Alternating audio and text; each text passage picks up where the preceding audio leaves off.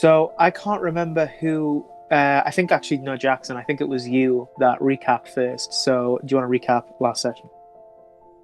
So, last session was the heist on the Eomain's house, where we walked in, found a lot of Choltian artifacts in the beginning, with a guide to show us around them. Found quite early, Samara found out quite early that the crypt was, like, where the crypt was, with the place we need to break in and get the valuables, and quite easily got into there, while the other two scattered around the house for valuable information and blackmail, while also looking for the Ufa. I managed to find the right place to break in for the I don't know what they were called. Some sort of, was it like tax returns or like proof of quality? Yeah, it was like a ledger, just some documentation for perfumery. To find some dodgy like documentation. So well, them two got good blackmail. Ufa managed to walk on two siblings having sex, which was hilarious. And got that sorted. Samara was collecting valuables to wake up a, I believe, poison golem. Iron golem, but it did have poison capabilities. Yeah. Okay. I just wasn't sure what specified name it had. And nearly died. Luckily, he managed to get out and get up the stairs to the ground floor, while he managed to blackmail from certain places. And yet, from the third floor, Ufa from the second floor, for meeting up and getting the documentations from the second floor to meet Samara back on the ground floor, and everyone ran with the guide following us, who was also turned out to be an artificer, back to the Elf Song Tavern. Yep.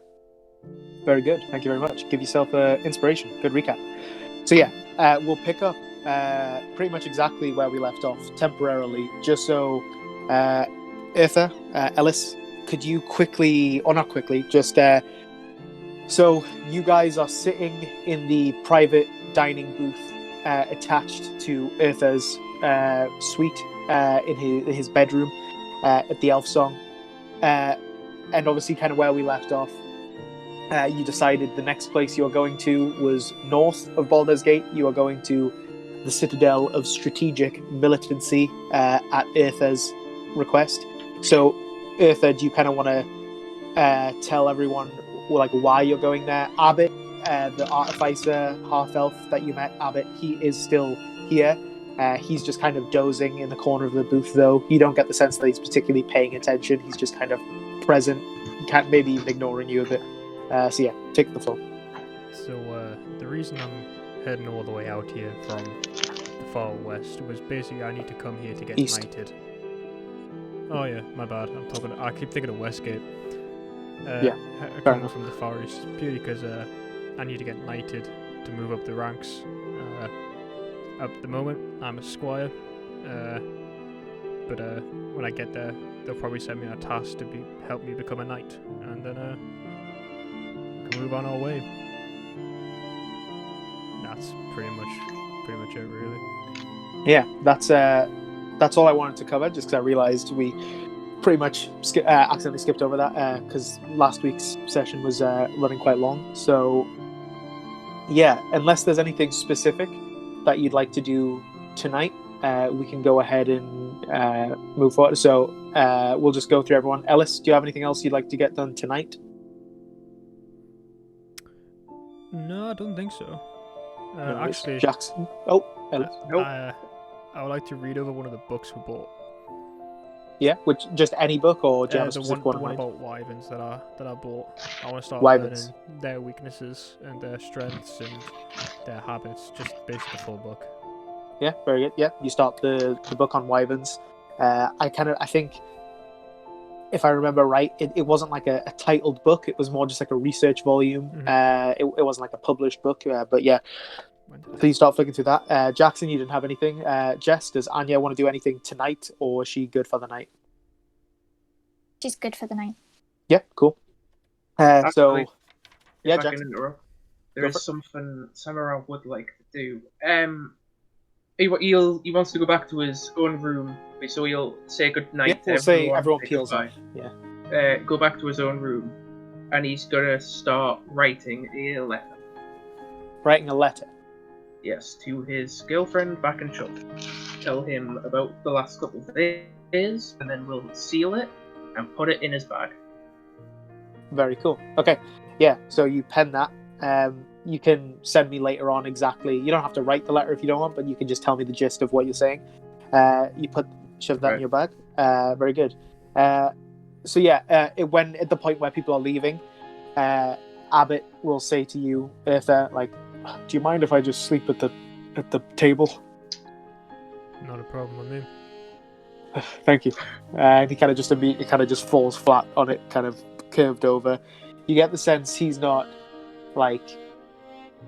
You get the sense like he kind of did some adventuring in Chult recently with the expedition, but he looks pretty beaten. Like he looks tired, even though he didn't do any fighting, or he just like the run from the upper city looks to really tucking him out. He just kind of falls asleep straight away. So the night passes uneventfully. No one stabs you in the night, so that's great. You guys gain back your spell slots, any health you might have lost. I don't think anyone did. Luckily. And Ellis and Anya, I don't think you did, but just in case, you would also gain back Bardic Inspiration if you used any Jess, and Channel Divinity if you used any Ellis, but I don't think you did. I don't think I have used it. Yeah, I mean, I think yours is mainly useful on undead, so you haven't really come across it yet. Everyone make Constitution saving throws. See who wakes up first. 20 dice. Yeah. Okay. Oh my god, that's the worst. Yeah, I got 13. 13 I for Eartha? also got 13. 13 for I Samurai. got 3. 3 for Anya. Anya is out like a light. I know. She's tuckered out. That was a big day. Well, to be fair, yesterday was like 2.5 sessions worth of. So it was a long day. Eartha, and actually, I'll see how Abbott's faring. Okay, he's about the same as Anya. So, Eartha will kind of come across you first. You wake up in your nice cozy bed. What would you like to do first thing in the morning? Abbott is like snoring against the dining table. He's kind of slumped a bit, so he's not like on the dining table anymore. He's kind of like head back against the wall now, just kind of snoring away. Not loud, not disruptive, but I'll do the usual morning get up, do my prayers, and then I'm going to just head downstairs and see who's up and about. Cool. Samura, what's the first thing you're doing when you're getting up? Just wake up. I'm gonna put my clothes back on. Like I'll keep the suit just in the room. Walk downstairs.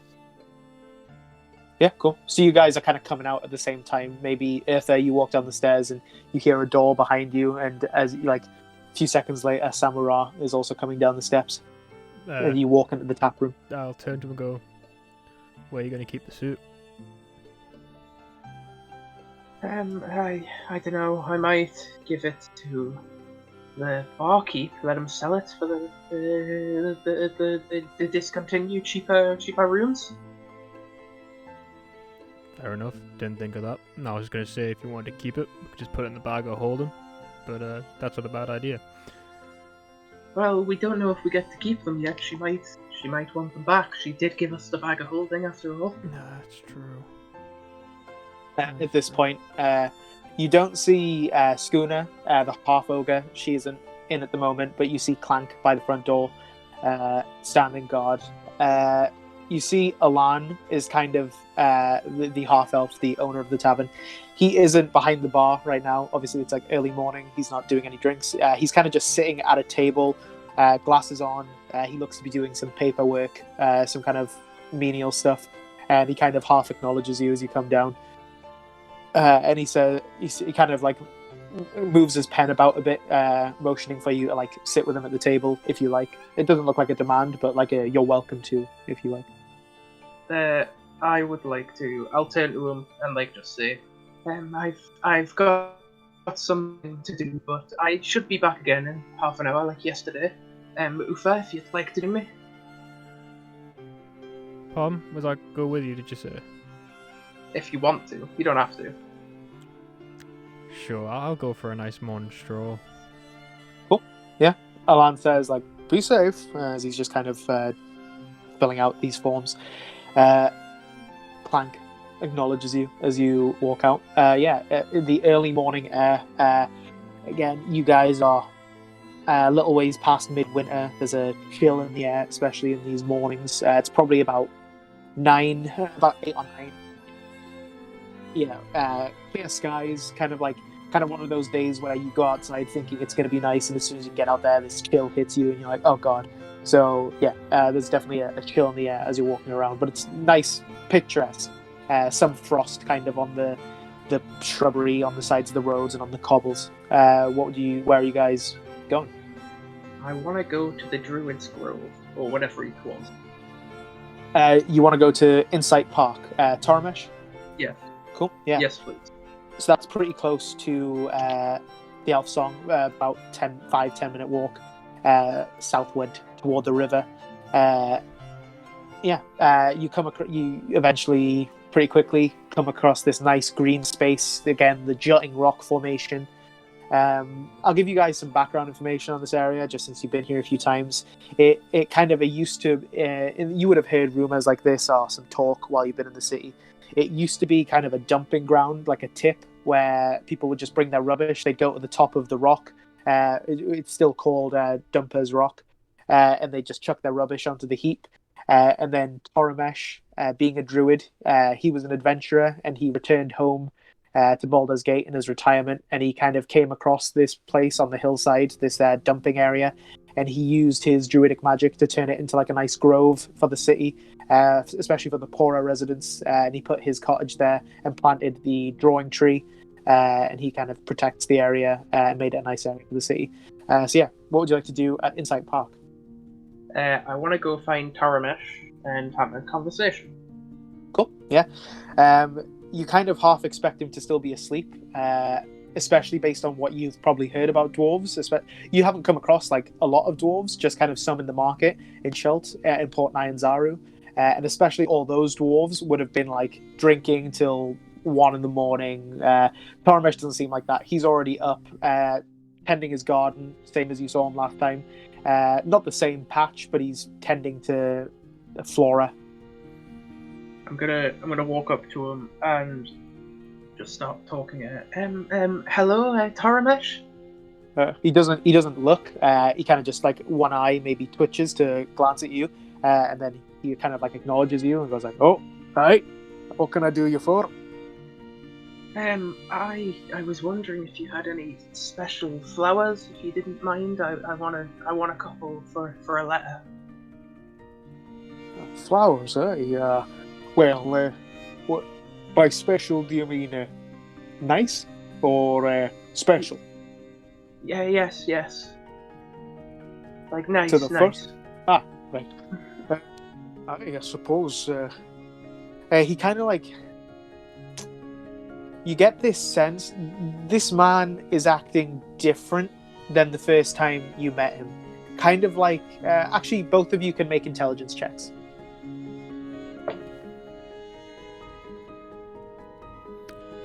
15. 13.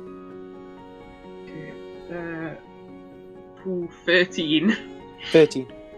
Okay, so, Samurai, you're a bit busy with the conversation, but Eartha, since you're kind of just standing behind him, like 5 feet, kind of just watching, you kind of noticed it as soon as you had the readings from the tree. He's kind of just treating you differently after seeing the visions. For some reason, the visions he saw in the sap of the tree have kind of maybe not changed his opinion about you, but he's certainly changed the way in which he's talking to you. But yeah, Samurai, he kind of straightens his back and stops. He's kind of like cutting a hedge at the minute, kind of trimming it back, kind of with a mixture of magic and some normal clippers. And he kind of stands back and he's like, I think I've got some carnations around the back. Is that what kind of thing you're looking for? Yes, anything to... And Samura will go silent for a minute, and you'll notice his whole physicality kind of broaden as he comes up, and he stands up straight and he goes, anything for a woman, someone you'd love. Love. Oh, all right. Hi. Sure. He kind of pushes the hedge back, almost like strokes it, like he would like a big animal, like a cow or an elephant or something. Kind of does one stroke of it, and he kind of leads you to his cottage. You're not particularly far away. You're only like 20 feet away, but he kind of motions for you to follow, and kind of in a long trough, like a potted thing hanging from the outside of his windowsill. You see some carnations, other pretty flowers. They're not fully grown, but as he approaches, he kind of twists his hand, and you see this green energy kind of flicker from his fingertips as the carnations just fully bloom in front of you. This nice big patch. There's pinks, orange, like these kind of nice vanilla white flowers, but the tips are kind of orange and red and blues. And he says, "Any color take your fancy?" As he's kind of like looking around with the shears. I'll say before he starts cutting anything, I'll say, they've got to get back to Chult. So, which ones will last the longest? They'll all last the same, but I suppose the colors, the blue will not fade as fast, I think. And he kind of chops at the stem, and kind of as the sap kind of bleeds out of it, you see him do a similar twist with his hand that kind of heals the cut. Doesn't grow a new flower particularly, but it kind of mends the cut for now. And you kind of get the sense of calm from the plant. And he kind of hands two blue carnations, kind of crossed in an X shape to you, about this big, not particularly big. Hands you the two of them. Can I help you with anything else, or? I think at this point, like after that first sentence, Samurai would have shrunken back down, no, thank you so much, and he'll just pick the letter out of his. He'll walk away, and as he's turned his back, he'll start walking, and he'll stop after a couple steps away, and just put the flower in the letter, and without taking his eyes off the letter, close it again, and, put his hands on either side, and then put it back in his bag, and go back to the door. Yeah, very good. As you're kind of trotting away, he says, he kind of turns his eyes to you, Eartha, and he says, what about you, lad? You got a lassie? No, I'm just out for a stroll. He asked if I wanted to come with him, so... He kind of straightens up again. Keep strolling, you might find one. And he goes back to tending the garden. As he kind of goes back, and he goes, "Oh, or laddie, not judging." And he goes back to his garden. You guys can do what you want. What would you guys like to do? We'll say, actually, at this point, Anya, you've kind of woken up from your nap. What would you like to do when you wake up? Are you just going to go see what's happening? Yeah, I'd probably go downstairs to the bar, try and see where Eartha and Samura are. When you get down there, Alan just says, I'm not sure where they went, but they said they wouldn't be long. I think Anya would just sit at one of the tables and probably order a drink and then wait for the boys to get back. He kind of brings you out one of those non-alcoholic roll rums that you guys seem to be ordering so many of. Just water, mint, and some sugar, and sticks it in front of you, and goes back to doing his work, doing his taxes. And what would you guys like to do that are out for a stroll? I'm ready to head back to the bar. Yeah, I'm the same. I'm just wandering. Yeah, well, about 5 to 10 minutes after you've sat down, Anya, Thamura, and Eartha come back into the front door. You guys are all in the tap room. You can talk how you like, plan for the day. Ball's in your court. Well, I think we've got to go off, so we've got to get horses ready. I don't know if you two want to go and that's what they're doing. It takes a while. Ufa, you said your horse is in the other stables. It might take a little while for that to come over too. And I could go to the magic shop and grab our new friend. Do we not need to hand the stuff in to get our reward for the last one? Well, I assumed that wouldn't take too long. I presume if you go deal with the horses, tell them we'll be there by a certain time. I go deal with the magic shop. We can meet in the middle. Try and find her. Fine with that. I mean, you two, I'm assuming, are going to need to buy a horse. Or share one, whatever you guys want to. Or you can buy a wagon. Obviously, if your horse is a riding horse, it isn't like a draft horse. Mm-hmm. A riding horse can still pull a wagon, but it will need help. You'll need like 2 riding horses to pull a wagon, whereas like 1 draft horse could pull a wagon. But you guys can, when you get to a stable, you guys can look at mounts, draft horses, riding horses, carts, all that kind of stuff. I think a draft horse and a wagon, put both horses on it, that would be the best idea. Take my gold, and I'll hand Ufa my 56 gold. Very nice. Yep. As you guys are kind of just having this exchange, Alan kind of calls over and he's like, are you guys leaving the city? For a little bit, yes. It's just, are your rooms cleared out? Pretty much. I just need to go get one thing and I'll be finished. Very good. He kind of flicks through his papers. Your total is 6 silver pieces each. That's for the few nights stay. You don't have to get that to me right now. Just before you leave the city, if you could. I'll hand him 6 silver now. Yeah. Yeah. I do so. 6 silver. Yeah. Perfect. As he counts it, he's like, "Thank you very much." He kind of gets up again. He's like, "Do you gentlemen want some roll rum for the road? Non-alcoholic, of course." Yeah. Yes, please. He sticks, same as Anya, 2 small glasses in front of you, water and mint, like a small glass of water with water, 2 mint leaves sitting in the bottom, and some sugar around the rim. Start your day. That's that. What would you guys like to do? If Samura and Eartha, if you're splitting up, Anya, who do you want to tag along with, or do you want to do something else? So just to clarify, so what are you each doing? I'm going to grab the armor. Okay. And I'm gonna go arrange my horse to be moved from, I believe it's the east gate. Yeah, Greymore Stables from the east to Greymore Stables in the north by the Black Dragon Gate. Yeah. I'll go with Samura then. Yeah, perfect. Right. Well, yeah, Jax. Alice, wherever you need to grab, what's the gold? Because I give you my gold as well. We need to grab a draft horse with a carrier as well. You could do that at the north stable, Yeah. if you like. Do you not want to get another riding horse? Because then we can leave the wagon behind somewhere and just use the 2 riding horses, because a draft horse won't be as good as a riding horse. I was thinking if we get a draft horse, you can go, because I'm presuming riding horses can go faster if it's just 1 man on it. Yeah. The normal draft. You can go scout ahead while me and Jess ride with a draft horse. Fair enough.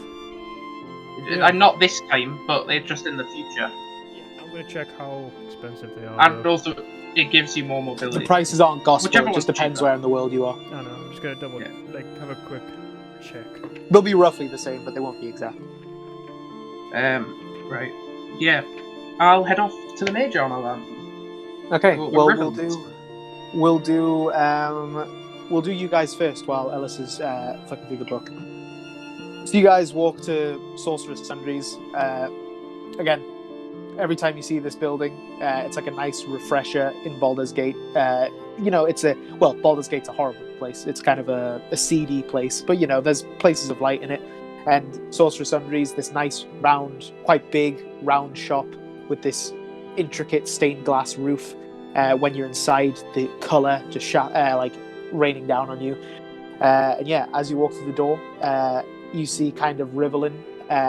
Again, this mage figure with 1 glove, on these robes, this long black hair, this black goatee, kind of taking inventory of some of his shelves. And as you walk in, he kind of stops what he's doing and looks at the two of you, and he's like, "Oh, very good, right on time. I take it you're here for your armor." Yes, please. He kind of like, "Gilligan, he's here." And a few moments later, from like one of the elevated, again, this, instead of having floors, there's just kind of these elevated platforms with like staircases leading to some, ladders leading to others. It's a very chaotic sight, especially with all the stained glass filtered light coming down on top of you. It's a very chaotic scene. And from like a pretty low down staircase attached floor, Gilligan, his like rock gnome apprentice, this small 2 or 3 foot girl with charcoal black skin, comes walking down the stairs, and behind her is a suit of animated armor, pretty much looking exactly like, not exactly like Clank, but like the example that can be found in the stuff manual. So I'll just show you that. Less cryptic looking, but marching. Is it more like clean patterns where it's like it's not like metal? spiky. Yeah, it's not like spiky or anything. It's not any of that. But it's it's just like a suit of plate mail. Like when if you're walking around a castle and they'd have like suits of armor on display. It's just like a Scooby-Doo. One of those has come to life. That's what you're looking at. And Gilligan gets to the bottom of the stairs and stands out of the way as the animated armor kind of approaches you and just stands in front of you. And he goes, is he to your liking? Yes, it's very good. Very good. He kind of grabs the hand and he says, "I do this with all of them. I hope you don't mind, but he is branded on the palm." And you just see like the same brand you saw originally. Sorry, not on the palm, on the back of the hand.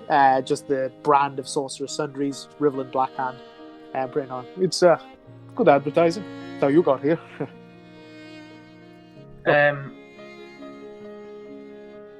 Go ahead. Well, I heard a rumor you might be better off this time round if you'd like to take a look at my stock, but I won't press if you're in a rush. Well, we haven't managed to finish whatever you've heard, so I'm sorry, but I'm not in a better position. Of course. Just be careful if you're going into the upper city, okay? No one knows what happened to that thing, so just be careful. Okay. He kind of like almost remembers something, and he kind of goes like, "Sorry, miss, but could I borrow your friend for a second?" And he kind of just puts a hand on your shoulder, Samura, and he kind of motions for you to like kind of accompany him up the steps. And as you're kind of walking up the steps, if you don't resist, he goes like, "I like you. You seem like a good kid. I wanted to show you this, just so if you're ever in a pinch. I mean, I'd prefer some warning, but hey, I don't know what kind of situations you get into, but if you ever need to get back to Baldur's Gate."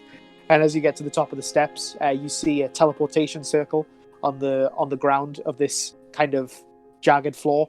And he says, "You can quickly note down the inscriptions if you ever need to quickly get back here. If you can send me a message warning me you're about to come through, that would be great, but I won't hold it against you if you can't get it up. But please take a note of the runes, and it's yours to use whenever you are capable." Thank you, and I'll try my best to let you know we're coming. I'll send a messenger or something. Very good. Oh, no. Just a magical message. I don't expect you to give me months of warning, but... Okay, yes. Very good. And he kind of walks back down the stairs, and he kind of looks like he's finished his inventory work, and he kind of returns to the counter, and he says, like, if there's nothing else, then I'll see you around. How does it respond to like a calling, or is it my thoughts, or like? Oh, we signed the contract. He He is your possession. He responds to you. You can name him if you wish. He will adapt to whatever you name him. He has no preference. He has no thoughts. He will, if you tell him his name is something, he will follow that name. Okay, I enter the suit of armor, and I'm gonna like put my hand on both of his shoulders, like he's a real thing. I go, The helmet like swivels slightly, so it's like dead center on you. your name is now Jade, and I'll name it Jade.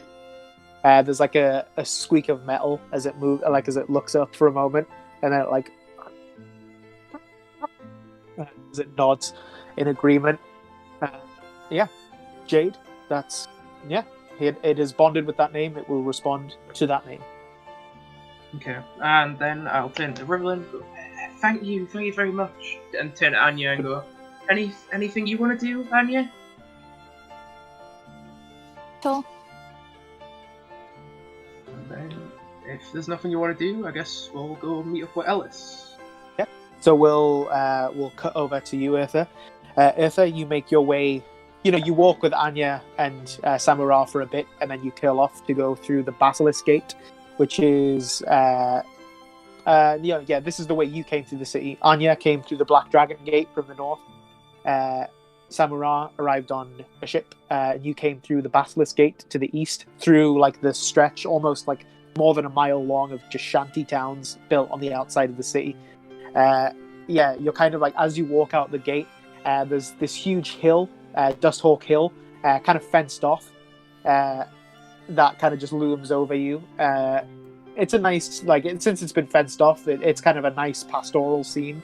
But yeah, the shanty town out here is a bit naff. But yeah, pretty close to the gate is Garrenmore Stables and Menagerie, this branch, and you remember where you go, and you find your way to, Ubis Garrenmore, UBIS, who is the proprietor. You find him in like this open, converted barn, not really converted, just kind of turned into a stable, quite spacious, wooden building, brown, dark, dingy-looking colours, hay everywhere on the floor. Kind of as you approach, he's kind of like a balding, quite bald man, kind of like, but still like stretch, like kind of like a cartoon character, like long, like stretches of single brown hair across, meeting like each side of like the kind of like that monk haircut.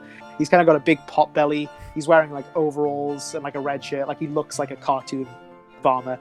And as you kind of come in, he's kind of combing a horse, not yours, but as you kind of approach, he kind of has like a big cheesy grin and he waves. Hello, are you back for your horse?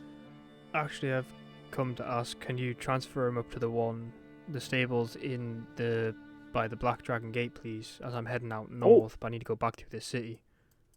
Of course, yeah. No animals in the city, of course, yeah. It'll be there in 2 hours, maybe less.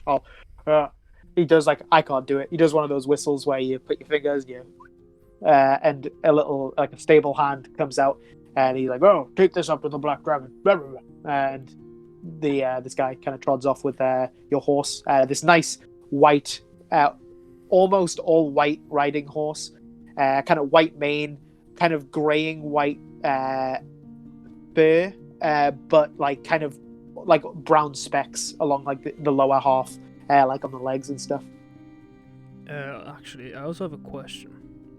Oh, yeah? Do you sell horses and wagons, or does somewhere else sell them? Oh, well, we sell mounts, yeah, but we don't particularly sell carts and such, but we can source them for you. No finder's fee. We'll just take a cut from the profit. It's fine.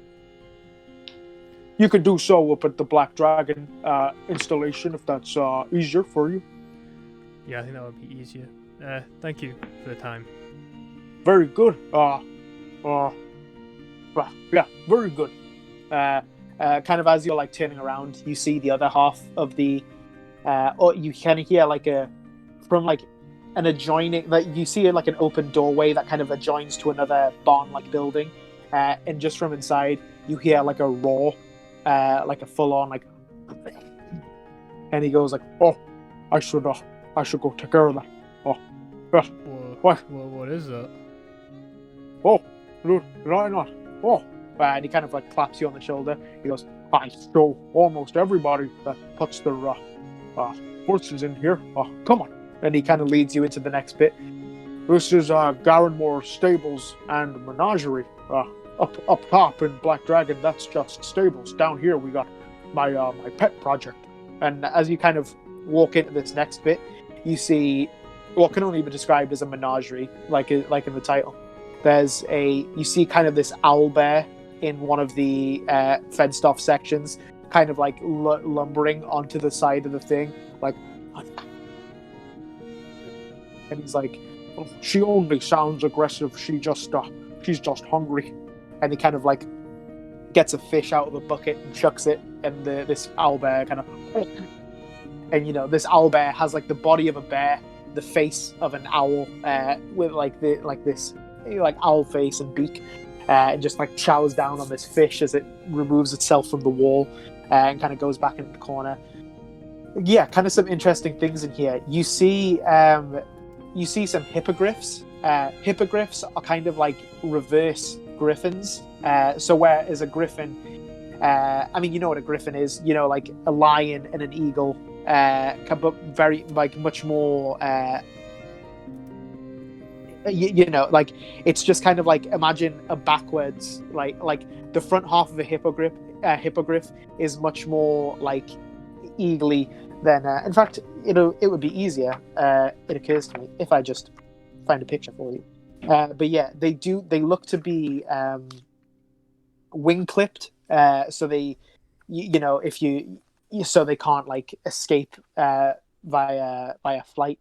But yeah, they don't look particularly they don't look like they're in pain, because there's just for frame of reference, there's an owl bear. Yeah, they don't look like badly, like they don't look like the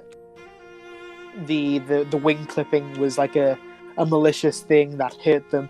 It just looked like some few like precise cuts. That means they're not going to endanger anyone in the city by being kept there. I can't find hippogriffs because they're not under H, which probably means they're under Griffin. So we'll move on, and I'll find a picture. Yeah, stuff like that. Not like small creatures, like fairly, large creatures. Like the owl bear's bear-sized. The hippogriff's probably a bit bigger than a bear. Like these are fairly substantial. So a hippogriff. Creatures. I've just given a quick Google just to help you out. A hippogriff just seems to be like a griffin, except it's got talons as hands on the front 2 feet. And it's got a owl's or like a eagle's head, instead of a lion's head. That's kind of the basis. I'm sure they've got one in Harry Potter. Yeah, J.K. Rowling's a thief. Yeah. Okay, this is a hippogriff for the camera. That's what a hippogriff looks like. So there's 2 of those, a male and a female, wing clipped, obviously, so they can't fly away.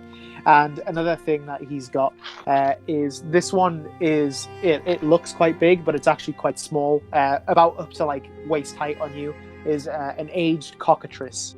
This kind of almost like enlarged reptilian chicken thing that's kind of like scampering about in a cage, but looks quite old. Yeah, that seems to be everything in the menagerie at the minute. And he says, like, if you ever get any, if you ever capture anything like it, I'll certainly buy it off you if you're near enough by to bring it in, of course. I'll keep that in mind. You hear like again, like almost cartoonishly, as you're like getting ready to go, you hear like a from like the back room, and he kind of like. You kind of see this dog run out and kind of jump up on his like hands up on his front, and he kind of scratches behind the ear, and he's like, "Come on, Missy, back inside." And like the owl bear kind of like kind of lumbers at the edge of the thing, and he's like, "No, come." He kind of picks up his dog by the collar and shoves her back to the door, and he's like, "Oh, All right then. So, if there's anything else, you can just let them know up north, and they'll sort you out. But yeah, Nice, thank you. very good. See you around, kid. It kind of goes back to just kind of feeding some of the animals or the monsters technically, as you walk out. You see your horse kind of like as you're walking out. You see the stable hand walking not through the city, but kind of behind, kind of taking the horse down some of the narrowest kind of back alleys to end up coming out, if you're looking on like a map of Baldur's Gate, to end up coming out onto like just the green space around the city, like leading it across difficult terrain to the North District. Yeah. So what else would you like to do, Ellis? Would you like to do anything else in the outer city, or? No, I think that's about it for me, really. Yeah. So you're just going to go and try and... I mean, we'll say you guys have planned this. Where do you guys want to rendezvous? Can I quickly... Sorry, I forgot to do this. Yeah. Me and Jess are still technically, like, just about to leave Riverland's shop, aren't we? Yeah. Can I turn to Riverland and go, do you know where there are any like, post offices or, like, some way of getting mail back to Chult?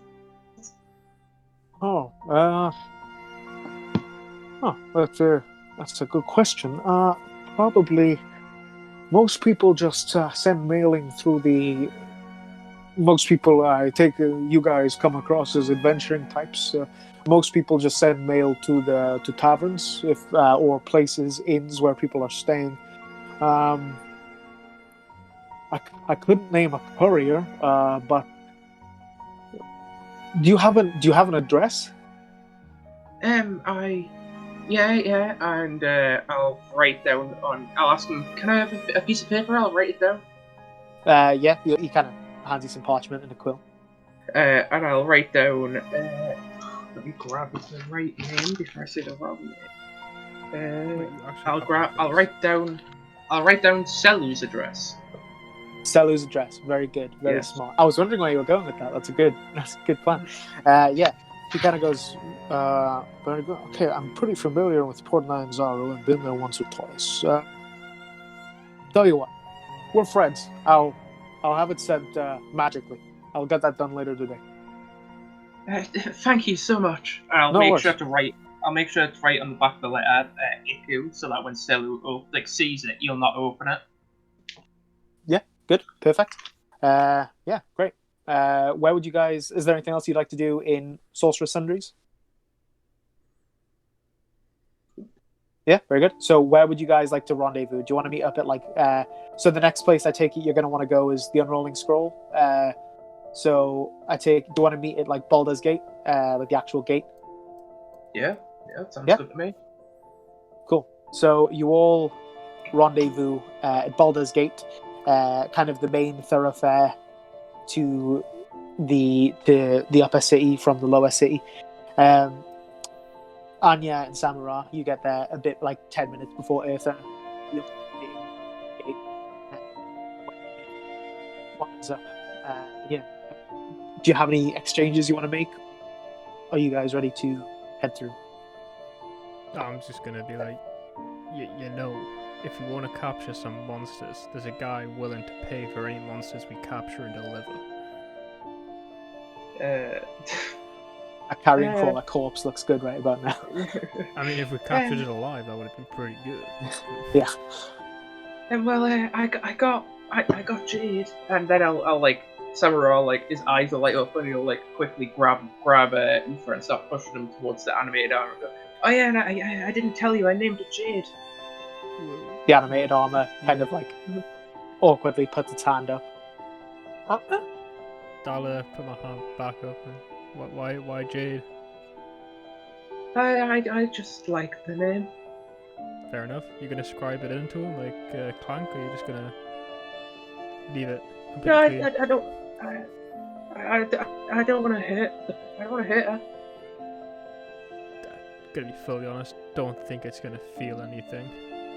It's a suit of armor, but whatever floats your boat. Prefer not to take the chance. Fair enough. Whatever floats your boat. So yeah, what would you guys like to do? Is there anything else you would like to investigate in the lower city, or are you ready to move on to the upper city? I'm ready to go to the unscrolling scroll. Yeah, Unscrolling cool. scroll, yeah, unscrolling scroll. Nice one, John. Unscrolling roll. It's an unscrolling scroll. You know, same thing. As you go through the gate, they ask for identification. You flash some watch tokens that you got off Goblin Benny. They let you through, but they do give you a warning that things are a mess and be careful and don't stay longer than you have to. And as you walk through into the upper city, you can clearly see just a path of rampage through, like, buildings crumbled, like smash marks everywhere, massive footprints kind of leading through, kind of like coming from, like, if you're looking at a map of Baldur's Gate, kind of where it says the word temples through to the wide, there's just kind of like a real clear path of destruction. Yeah, you see there's no market at the wide today. It's just been left clear. You can see, like, it looks like someone or some group of people like lured the iron golem to the wide to, like, avoid more destruction, because obviously at night it's empty. So this thing was ravaging buildings, destroying half the city, and they kind of lured it to this big open space where it couldn't damage anything. But yeah, you see the unrolling scroll, which is right by the wide, kind of in this destruction path, but it isn't damaged, it isn't broken or anything. You know, the big reflecting pool covered by this marble pavilion still looks very nice despite some of the destruction around it. You know, the destruction isn't too bad. It's just kind of like a very narrow line of destruction that goes through the city to the wide. And sitting there, you see kind of suckling, looking uncomfortable. He's kind of sitting on the same bench the whiskey lady was, but he's kind of like sitting with like his feet on like the edge of the bench and his knees kind of crushed up to his chest, and he's kind of like scratching his stubble. And as he sees you approaching, he kind of like perks up and he's like, "Wow, Got quite a bit. come on then." Alright, where are we going? If you want to get paid, I need to see what you got. Here? He looks around and there's you actually, now that you're at the unrolling scroll, you look to the wide and you see like corpses kind of littering some of the wide, and he's like, "No one's out on a fucking stroll, mate." Fair enough. You can see now he's also wearing a bag of holding, and he's like, "We just take it out of yours and put it in mine." He kind of swivels it around to the front. Yeah, start doing that then. Just Yeah, take your stuff out, you- put stuff in. you know, he's kind of keeping count of what you found. So to reiterate, you got the majority, like in between 50% and 75% of the vault, because obviously there was a gigantic iron golem protecting everything. So pretty good haul, all things considering. Samura, you actually kind of cringe seeing the destruction this thing wrought on like buildings, like thinking what it could have done to you. You're like a 4-year-old bird, like you could have been like chicken dinner after this thing. So that makes you actually as well. You did summon Abba, so you've kind of like Abba, like this little yellow spider, is just kind of sitting on like your cheek, kind of like crawling on your beak. It's used to being bigger, so it's kind of like investigating being small. And so he's kind of like counting the, you're kind of taking out folds of parchment and paper, and he kind of opens it, and you go, I'm like, "Oh, wow, okay." And he kind of shoves it into his bag, like some signet rings, stuff like that. So after you get to, then you also hand him the ledger for the perfumery, which he also puts in the bag of holding. He kind of like closes the bag, latches it up, and he goes, not bad. Very impressive you're still alive, considering what you unleashed. Yeah, we'll get to that. Right. He kind of takes out one bag, and you see him remove some coins from it, and he hands it over to you. Right, for the loot from the vault, that's 500. Right. 500 gold. 500 gold, right? That's just for the vault, mate. he says, for the ledger, he kind of hands you a bag, doesn't take anything out of it. Just not like big, but like a pouch. That's 150 for the ledger. And lay your blackmail on me, and I've been authorised to give you 20 gold pieces per useful bit of blackmail. Right, well then. First off, Let's hear it. obviously, we all know about Nicene. Torturous ways to the lower people, bringing them up, stripping them off, tortures them, People don't seem to be happy with that, but she seems to love it. Don't know if it's very useful, but she has some form of key, doesn't seem to let it go. Then, of course, we've got the lovely bit that one of the younger daughters is trying to overthrow the family, or is planning to, with the help of Amaya Bonwall, I think it is. Bormo, but That's yeah, it. close to that. Wait, was that Delandra or Rosora? Delandra. Delandra. Mm-hmm. Very good, very good. Anything else? The incest. He doesn't want to tell. I'm debating that one. I really am debating it. If he knows he's gonna come back, and it would be useful. Yeah. No, that's it. You could try and heckle. You could try and heckle for this more gold for this information. That's it for now. Not bad. Right. The key isn't particularly useful, but it is interesting, so I'll give you 10 for that and 20 for the other. That's an extra 30. Splits nicely among you as well. I presume Ufa's just collecting it all as it's getting handed. Yeah, I will do a quick math right now to add it all up and split it between us all. Just keep it for now and split it after you've bought the horse.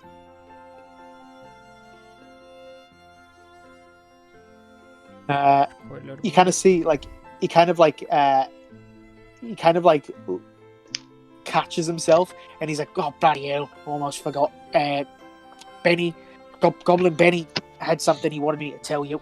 And he kind of starts rummaging through his back pockets, and he pulls out a slip of parchment. Right, what have we got here?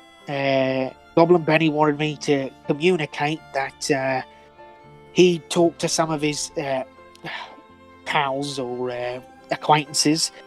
They're down in Am to the south. He couldn't really find out much, but they did say that. Well, I don't know if you know. It's got noted here that in Ammon, worship of a Cyric is allowed and openly practiced, and he got told in communique that Cyricists have been increasingly active lately, noticeably more active than usual. Obviously, I heard you got attacked, so might be something to do with that. That's all we got now. How do you spell that city name or town name? It's a country. AMN. It's a funny word to pronounce because you can't really hear the M or the N depending on how you pronounce it. Ammon. You'd actually say is damn. Yeah, so that country, especially historically, has always had kind of a up north. Considering Baldur's Gate is kind of like the most southern area of the north, but it's not like Waterdeep, Baldur's Gate, Neverwinter. They're not in a country. They're kind of independent city states. The area around them is just kind of like loyal to that city. But they are kind of all in an alliance called the Lord's Alliance, which kind of bands the cities together in case like something like a war happens or some supernatural event that they need backup for, that just the city itself can't handle. But yeah, actually, Jackson or Samara, you can make a history check. Let's see. Oh, it's a bad day to be Samara. That is 18. 18. Okay, yeah. Chult and Ammon have quite a vicious history. Chult only recently became independent where for most of its history it's been a colony of Ammon, and they were quite harsh on Chult, like how Britain used to like quite harshly tax America. Like Chultans really don't like Amnians because of like harsh taxation and like a lot of control over the colony. But now Chult is ruled by the merchant princes, which are independent. It's its own thing. But yeah, they're quite Antigone, and like Chult and Ammon don't get along, which is why Chult, a lot of ships leaving Port Nyanzaru go to Baldur's Gate. They have quite a strong link with Baldur's Gate because Baldur's Gate also hates Ammon for some like takeover attempts as recently as like 100 or so years ago. Like, yeah, not huge fans of each other. But you would know when you were buying books, one of the guidebooks was to a city called Afkatla, which is the kind of the capital of Ammon. Not really relevant, but just two things that tie together. Yeah. Does anyone have anything else they'd like to do or ask or say to Sapling before he goes about his day? I've got nothing. No. Cool. Then he'll kind of just like scratch his stubble one more time. He's like, right, if that's it, I'm gonna go get this to Benny before he gets antsy. And the lady. Yeah. Right. Well, I'll see you when I see you, I guess. Have a pleasant trip wherever you're going. She'll try her he- best. He kind of Sapling. see you later. And he kind of wanders off. Oh, and he kind of catches himself and he goes, and be careful, because... And he kind of motions at the wide. No one knows where that thing went, so be careful. And he... Can I do an Arcana check to see if, after a certain amount of time active and unable to complete its mission, would it go back to stalemating, like going back to being idle in its original position? Yeah, sure. You can have advantage on that.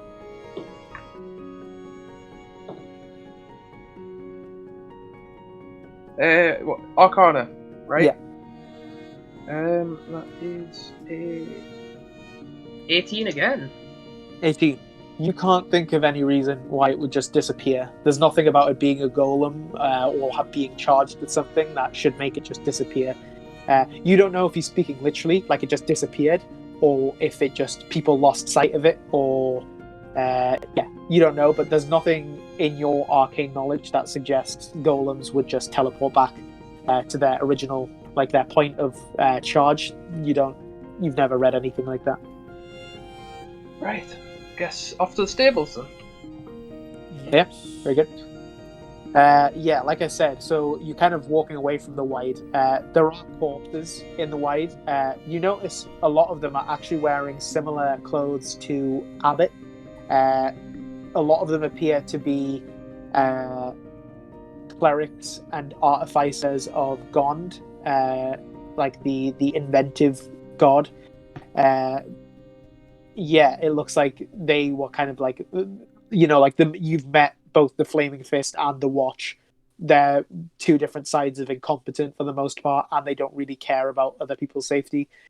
So you take it, these Gondans, or kind of the other Gondites, were the only really people of significant ability that could meet the Iron Golem in open combat, and it looks like they didn't do too well. But yeah. So are you guys heading out of Black Dragon Gate, did you say? Yeah. Yes.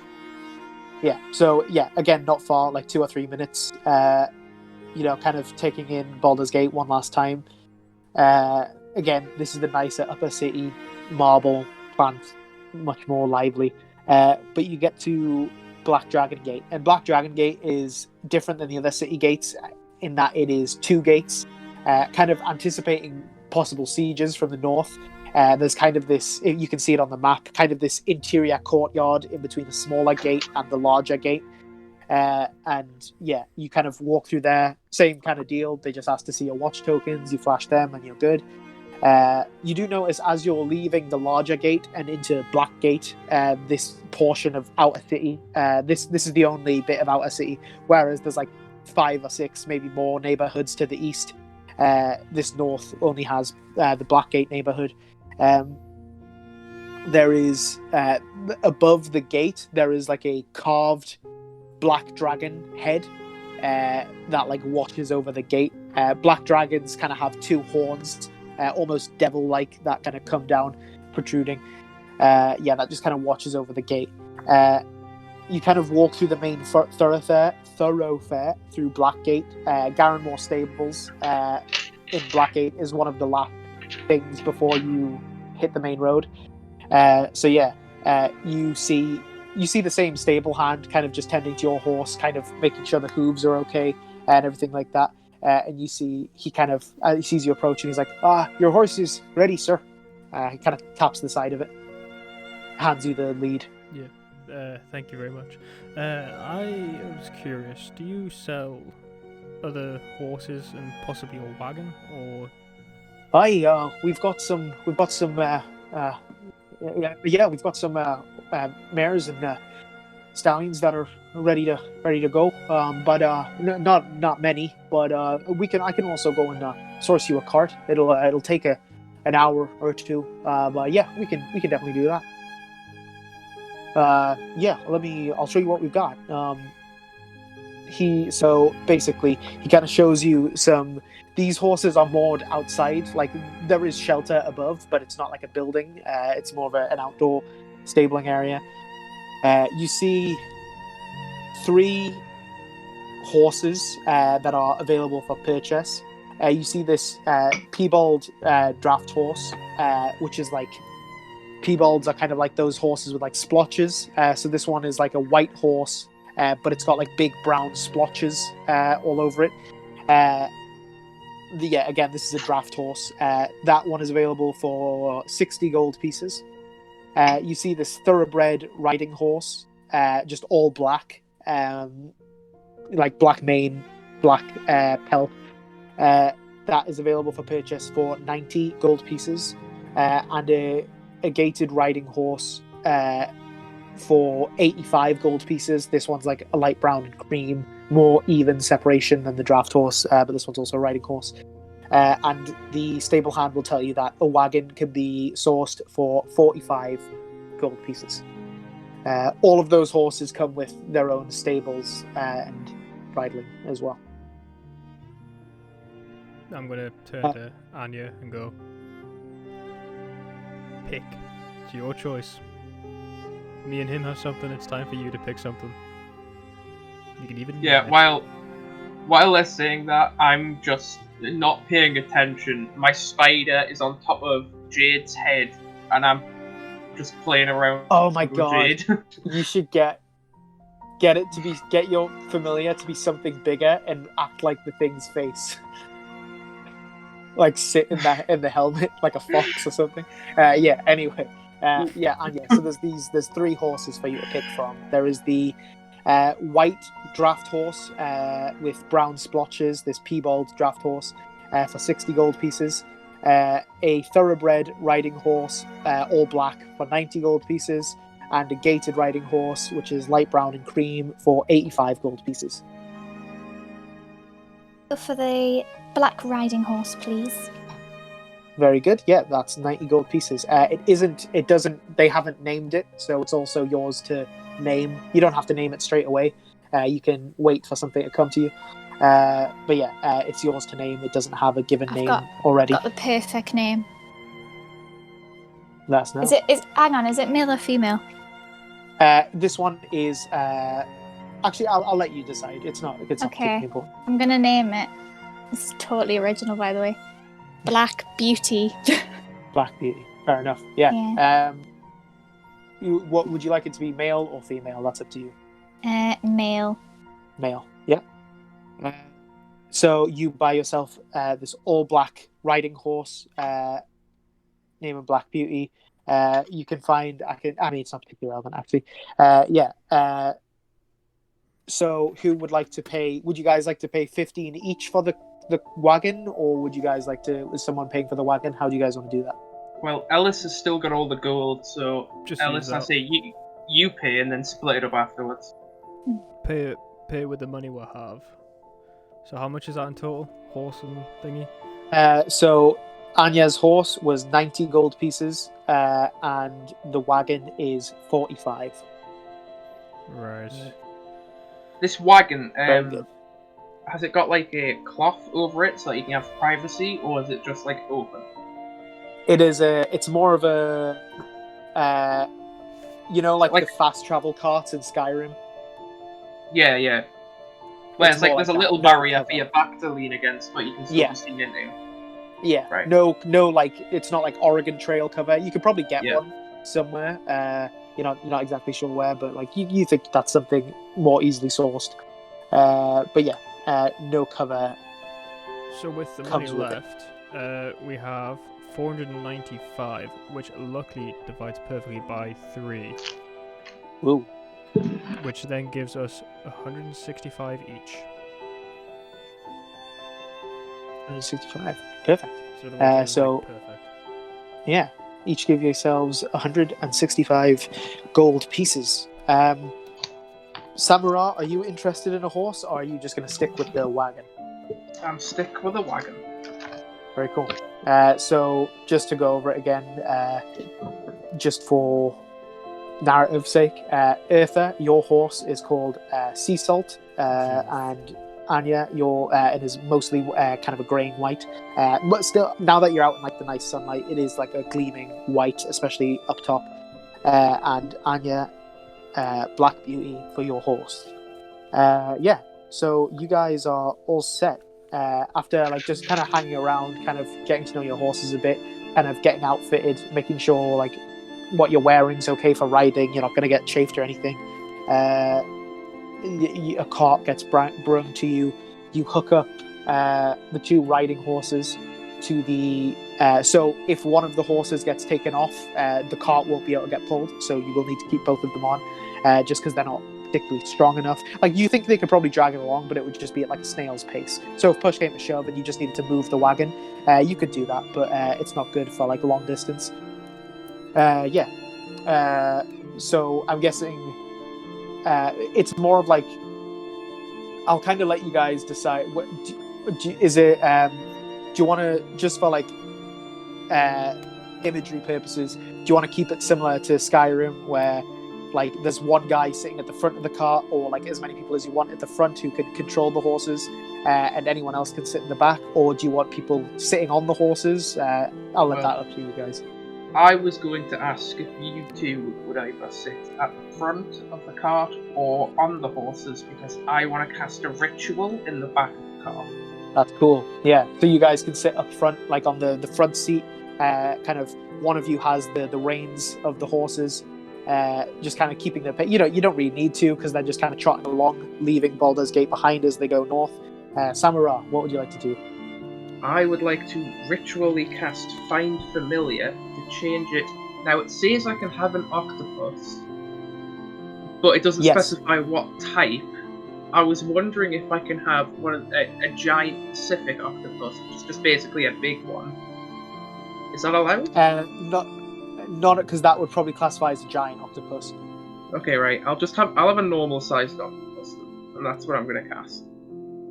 Yeah. So it's just kind of like it doesn't like die or dry out or anything, because it isn't actually an octopus. It's like a spirit that's just taken the form of it. But yeah, this where are you putting it? Are you like attaching him to you or in the armor? What are you doing? So I'm gonna grab him and I'm gonna put him in the head of the armor, and then I'm gonna like tell him to put like a tentacle each down the arms of the armor, like on the inside, and then I'm gonna go. In Samura's voice. Ufa, Anya, help! I'm gonna duck, and it's just gonna be him looking forward. You both kind of like instinctively, you've kind of been going out this. How long does Find Familiar take, Jax? It'll be 1 hour and 10 ritual casting. Very good. So after like 1 hour and 20 minutes, you two up front have been making like polite conversation, but Samura has been focusing on the ritual, and out of nowhere you hear a call, and you lash around, and like you just see the back of like a suit of Jade, the animated armor, and kind of after a few moments, the animated armor turns around, and like in the open space the helmet goes, it's just like an octopus's face, and it goes like, and like the arms kind of jiggle a bit, and kind of like fighting the jiggling. You just see one of the arms go like, and as it just kind of like stands around, and like it like you can tell what's happening. Like you don't understand what's happening, but it's just like.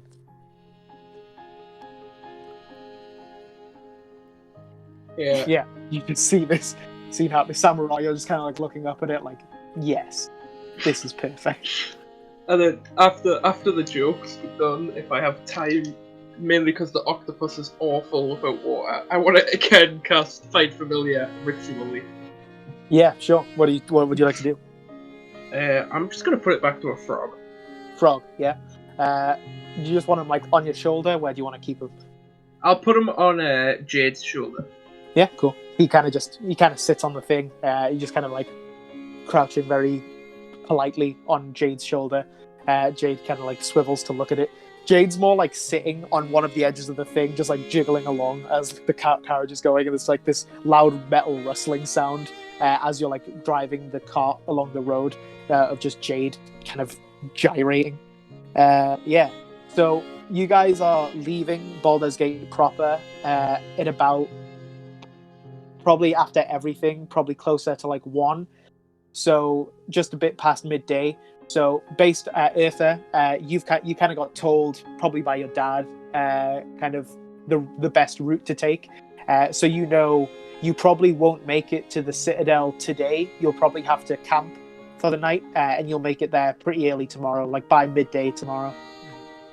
So yeah, after about and obviously one of the issues is just past midwinter, so the days are kind of shorter.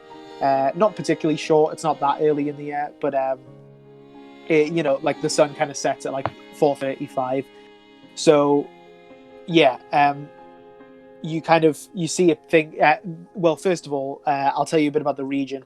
So this kind of area north of Baldur's Gate, north of the river Chianthar, but south of the Winding Water, which is another river. If you are looking at a map of the area, so just kind of like the area which Baldur's Gate sits at the bottom of. This is the Fields of the Dead. So I'll just read you a bit about the Fields of the Dead. Few merchants, rangers, shepherds, and guides claim to know every rolling hill or ravine in the vast grasslands known as the Fields of the Dead. Fewer still really know their way around the seemingly endless open lands where every grassy slope looks just like the next, and small rock outcrops, crags, and stands of trees serve as major landmarks. The bards sing that every second hill is built of the heaped bodies of the fallen, and they're not very far from wrong. The fields are named for their recurring use as a battleground, first between humans from warmer lands invading the territories of nomadic gnoll, goblin, and orc tribes, later between Kalashite factions vying for access to the resource-rich north, and still later between proud and expansionist Kalashite and human settlements struggling, successfully thus far, to retain their independence. Thousands upon thousands of skirmishes have occurred in these largely trackless hills, from a few brigands or kobolds trying to raid the livestock of travelling drovers, up to clashes between hosts of knights in full armour, each side filling several thousand saddles. Rich treasure, the scattered coins of many soldiers, and magical armour, swords, and riding equipment in plenty, is said to lie buried all over the fields, although such tales have a tendency to be exaggerated. In this case, they're founded on solid truth. Expeditions of young Amnian or Waterdavian women and men sent forth by their parents to make their own fortunes in the world often come here to dig in this or that promising knoll in search of lost riches and magic among the jumbled bones of the often hastily buried dead. Sometimes they find more than they were looking for, inadvertently freeing undead or murderous magically animated creatures from long ago, or triggering ancient magical traps set to guard the remains of those troubled dead hastily buried after dying in battle. So yeah, like I said, this is a region of just kind of rolling green. Obviously it has kind of a macabre name, Fields of the Dead, but there isn't like, it's not like a battle-torn ground anymore. It's just a nice, like almost endless green fields. Like it's kind of hundreds of miles from between these rivers, and west to east, like even longer. So this is quite just a nice place, even though you have heard there are more macabre things buried just beneath. So you're kind of following the coast road. If you were to look at a map of the area around Baldur's Gate, you would see or Eartha, you would know specifically the citadel of strategic militancy is a small, not like small, but like small castle. So it's a castle. It's big, but it's small in terms of castles, and it is at the junction of the Coastway and Thundar's Ride, which is on the map. It's like a dotted line that breaks off from that main road. So it's at that junction, which is about 40 miles from Baldur's Gate. At some point, and you see this place isn't uninhabited. It's not like a city, and it's not particularly rural. There's not like villages or anything that you've come across so far. But you do see like lone farmsteads, kind of plowed farming area, lone cottages and buildings, tiny communities, not even hamlets, only like 2 or 3 buildings, probably the same family. That's all you kind of come across. And eventually kind of getting on a bit, maybe at like, we'll say 4:35, the sun is beginning to set. There's kind of that nice kind of pink sunset on the horizon. As you have now completed your first day outside of Baldur's Gate in a little while, heading north, and you think it's probably, Eartha, based on what you've been told, you're not particularly far from the citadel. You could probably almost even see it before the sunset. It had been described to you as like the walls itself were kind of this red and white checkered pattern, and you can kind of see something off in the distance that might resemble that, kind of this white gleaming with inches of red, but you can't be 100% sure because it's quite far. Like if you push through the night, you'd get there in the really early morning, but like you think that's quite dangerous, especially in the cold. So it's probably best to kind of camp for the night. And if you're all agreed on that, eventually you come across a nice spot to set up camp. We'll say you guys each have a tent and the equipment to kind of put some stones together, get some sticks together, and make a campfire. So this is you each set up your tents around this campfire. Is there anything you'd like to talk about or discuss, go over, anything like that before you get a night's rest? Or you should also decide who's you need to, each of you, since there's 3 of you, so one of you needs to stay up for each portion of the night. So I've got my animated armor. It has 60 feet of vision. It is blindsided, so it can't see further than 60 feet, but it doesn't need to sight. Does it have dark vision? Oh, that is a question. I don't think so, but neither do them two. So unless I stay up, no one does. Wait, tell me about animated armor though. Like, is it going to be as intuitive as a camp guard? Like, is it going to know to react to certain things? It's such a the spell in specific, so I'll get this wrong. But I know it has. So it's passive perception. I know it's somewhere. It's got a really low passive perception, but basically the only way it can talk is through 6. Passive perception 6. Yeah, okay, that's it. I'm pretty sure the only way it can talk is like telepathy, I believe. No, it can't talk at all. I thought it could talk with the owner, but that was it. Certain animated armor can be like enchanted to say single words, but that's about right. Yeah, so it has a passive perception of 6, so if it'll be hard for it to see anything really, especially with blind sight 60 feet. But it can stay up all night, and I can instruct it if it does see something of varying danger. If it sees anything moving, I'll instruct it to wake me up. Okay, that's fair. Yeah, okay. Actually, can I specify anything moving of a living state? Not like a leaf or anything like that. Yeah, okay. Are you guys are you guys good with the animated armor staying on watch, or would any of you like to stay up for a portion of the night? This is just getting ahead, but I think I'll probably stay up for a portion of the night just to be safe. okay, cool. What about you, Anya? Um,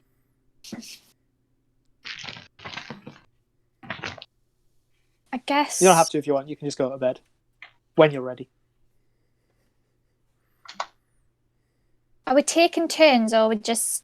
You can, but the animated armor kind of undercuts that because it doesn't need to sleep or rest or anything. It's just depending if you want to trust it to, or if you want to be Might sure. be able to get my frog to do it as well.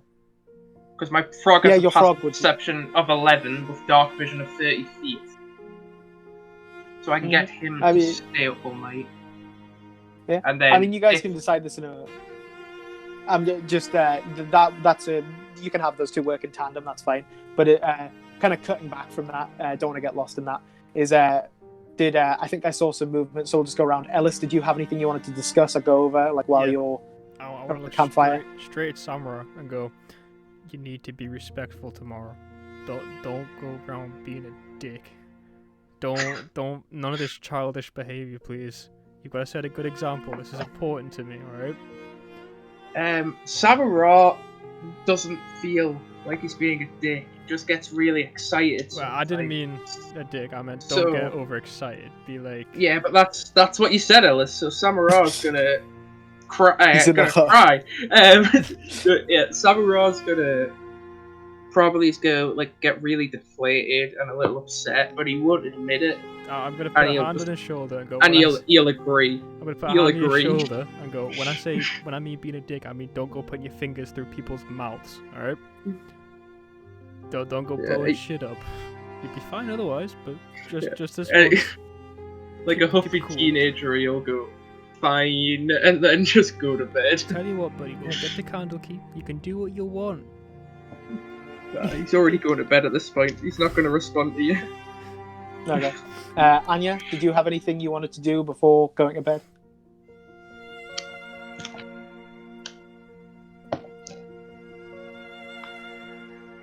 I don't think so. No worries. Yeah. So, at some point, so Samara kind of goes to bed first, puts his frog back on the animated armor's shoulder. They kind of just stand to the like the right flank of your tent, Samara, kind of just standing watch as you kind of get into your tent and go to sleep. Anya, a few minutes later, you peel off and go to sleep. Eartha, are you staying? Are you doing a watch, or are you just going to go to sleep? I'm gonna do a watch. So you'll stay up till about, we'll say by the time you guys, because you probably chatted a bit, you know, even though you pulled over at 5 and, you know, it took like an hour and a half to set up tents, get a fire going, maybe get some food together, get some drinks together so you could have like a decent meal and drink. And then, yeah, so by about there, you know, you chat for a bit. By the time Samara and Anya are going to bed, it's about 9. Eartha will stay, you will say you stay up till about 11:30 to midnight, just kind of making sure nothing happens. So make a perception check. Got a calculator this time.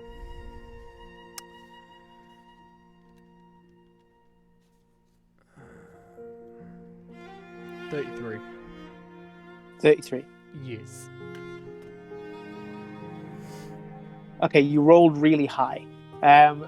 You don't see or hear anything, you don't perceive anything, but you rolled insanely high, so I want to be nice. You just kind of have a gut feeling. You just kind of have this feeling where you're like, even though you're in a place called the Fields of the Dead and it's just countryside, you know, there's just this stillness, and there's no birds, there's no bustle, there's no anything, like not even like grasshoppers. You just kind of have this foreboding sense where you're like, nah, I don't, you know, you're kind of getting tired at this point. You think if you stay up much longer, you're gonna become exhausted, take a point of exhaustion, but you're like, oh, you kind of got this gut feeling where you're like, I just feel like something is weird. You know, nothing, like no evidence of that. Like your logical side is saying like, nope, we're fine. But like you just kind of got this nagging feeling like, something's weird. Why is there more? Like, what is this place? Kind of, why is it so quiet? Why is it so? You don't know if it's just because you've been in cities for quite a while. Like you were born and raised in a city. You were in Westgate for a little bit. You were in Baldur's Gate for a little bit. Like you're kind of just used to the more urban setting. You don't know what it is. What would you like to do? Hang on, let me check. Do I have the spell I'm thinking of? I do have the spell I'm thinking of.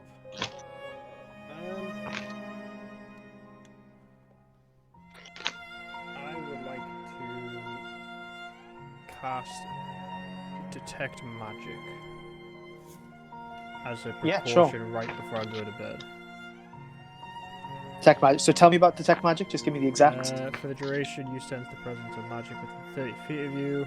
If you sense magic in this way. Well, if you sense magic in this way, you can use your action to see a faint aura around any visible creature or object if there are any that bears magic, and you learn its school of magic, if any. Okay. What was the range? 30 feet? Did you say? Yes. No, you don't. Nothing magical. You know, your perception isn't seeing anything hostile or anything even weird, really. You don't detect anything magical within 30 feet of you. You're kind of starting to chalk it up to like maybe it's just you've become a city slicker, maybe. Yeah, I'm gonna go to bed. Yeah? Yeah. I'm gonna wake up with a knife in my stomach. I can already see it.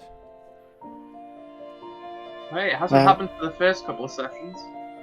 Yeah, but now it's gonna happen. Well, I think I'll just take the same rules. I think, and I'll just apply it to. So Samurai will have you do it. So they'll do the second and the third watch. We'll just balance it out. An 11 would be +0, and a 6 would be -3, I think. So we'll just say a -2. So roll a 20 and do a -2 to your guards' perception checks. 7. 7. Yeah, they don't. And you can only see if they're within 60 feet of them. Yeah. Okay. All of you make perception checks with disadvantage. All of us. Yeah. Except the animated armor and the frog. Was I meant to make one for the frog originally? Or not? No, because the frog had 11 and that had 6, so that's why it had a -2 instead of a minus. Right, yeah. It's hard to see disadvantage when you get natural 20 on the first roll. But I got 31. Disadvantage, Brad? Say again? How do you roll disadvantage? So it's just the opposite of advantage. So you roll twice and you take the lower. Oh, okay. I got 5. 5. What was yours, sorry, Ellis? 31. With disadvantage, Jesus Christ. I've got observant, my guy. That gives you a +5, but I took expertise because I'm a human. I took expertise in perception, which times it by 2.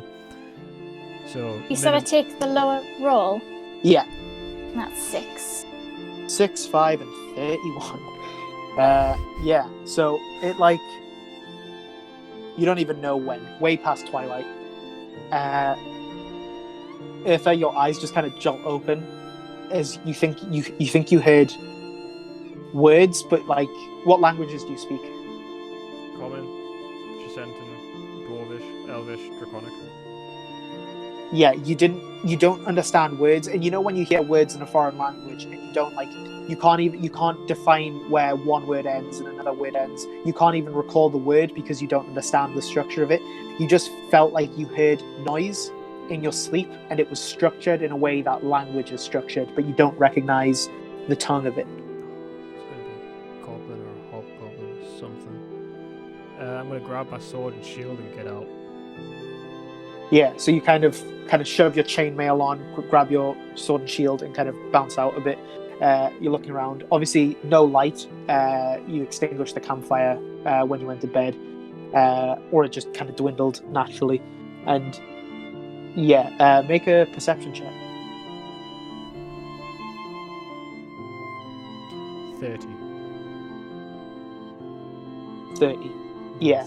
You see Jade and Abba standing next to Samura's tent. They're kind of like look at you when you come out, and there's like a and you're kind of like glancing around. You can hear Anya and Samura breathing, and then just from like behind you, you hear a something like not distant, not close, something in between distant and close, and at a whisper, and you just kind of caught it on the wind, like this just whisper, and you kind of just like glance around. You don't see anyone behind you. I would like to cast a light on my sword. Cool. Yeah. As you kind of like extend your sword, you kind of your shield's fixed to one hand, and you grasp the blade and kind of run your hand along it, and it glows this bright light, or like light enough. I can choose a color. Make a. I'm what gonna color you choose going for? red. Yeah, cool. So now your entire camp is just bathed in this like harsh red light, like you're in like some sort of like disco or school play. Just this red blanket over your whole camp, over the wagon and the horses. The horses are kind of like on their on their bodies, kind of sleeping. Maybe one of them stirring at this point, and you make a perception check with advantage.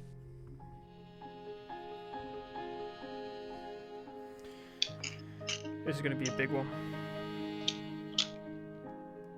36. That wasn't as big as I was expecting, but 36. 36. Yeah. You kind of stop trying to look, and you start kind of purposefully looking in the wrong places. You know when you're looking right at something in the dark and you can't see it, but when you look away, you can kind of feel it, the movement of it. You kind of start to see around the camp humanoid shapes moving. You count 1, 2, 3, 4, 5. Actually no, this is just a straight attack roll. Okay. Have my guys figured them out now? See how there's been an attack? Not a roll like that, but you can make another one just to be safe. Oh, okay, no.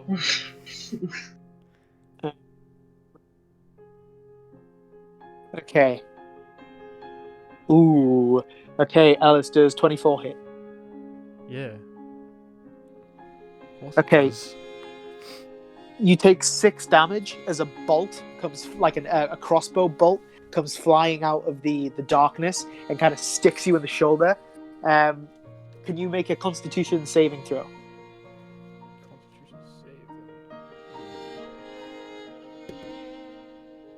I can. That's a 21. 20. You kind of feel something start to take effect on you, and you kind of just immediately like kind of shake yourself and kind of quickly kind of move your shield and bash the bolt out of you. It didn't go deep in, so like it doesn't start gushing blood. You just kind of crack it out, get yourself ready. By this point, I'll be fair and say you've all heard the commotion, but Anya and Samura, since you are lying down, you are prone, so you need to take one turn, like one of your turns, to get up and get ready. So everyone roll initiative. Also roll initiative for your animated armor. Actually, Samura, I'll let you decide whether you want your animated armor to go immediately after you, or if you want to have an independent roll. I'll have it have an independent roll, but can I have my frog go immediately after? Well, after it'll be easier. Can I just have them both go after me? Yeah, that works. Because my frog and it have a turn, it's just easier than rolling 3 different initiatives. Natural 20. That's fine. We'll do. What's your total, Ither? Natural 20, just 20. You up? No. Cool. Samura. I rolled a 2, so that's a 3. Okay. Samura plus Jade plus Arbor. Okay. Oh no, computer, don't turn off. And Anya, 17. 17. Very good. Okay, Eartha. I'll say with the light on your sword, and that you know that there's more than this, but you can. I'll send a picture in a moment. But you know that again, you know that there's more than this, but you can see kind of two humanoid shape. Actually, just for like the flavor of it, make a perception check.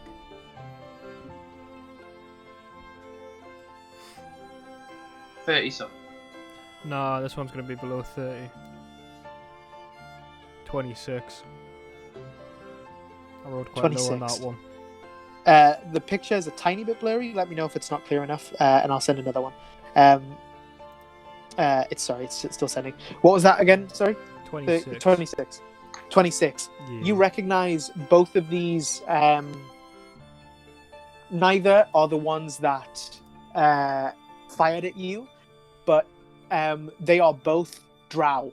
They are elves with black, like charcoal black grey skin from a realm known as the Underdark. This kind of world beneath your feet, these giant cave systems with their own ecosystems and biomes under the ground.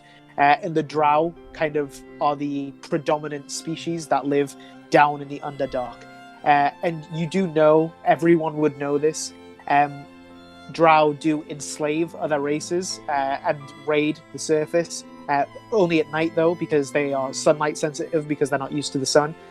So this could be a slaving party or a raiding party. You don't know what's happening, but there are drow attacking your camp. It's your turn, Eartha. I would like to use the sleep amulet. Very good. To Yeah, try send as many of them to sleep as possible. go for it. Calculate time.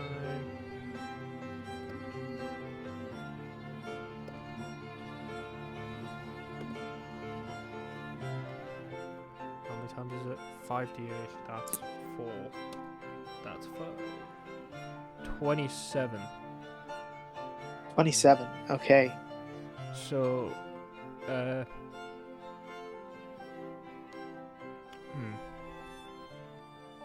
I think you're only going to get one of them to sleep here, if I'm honest with you. yeah, I think I am only going to get one.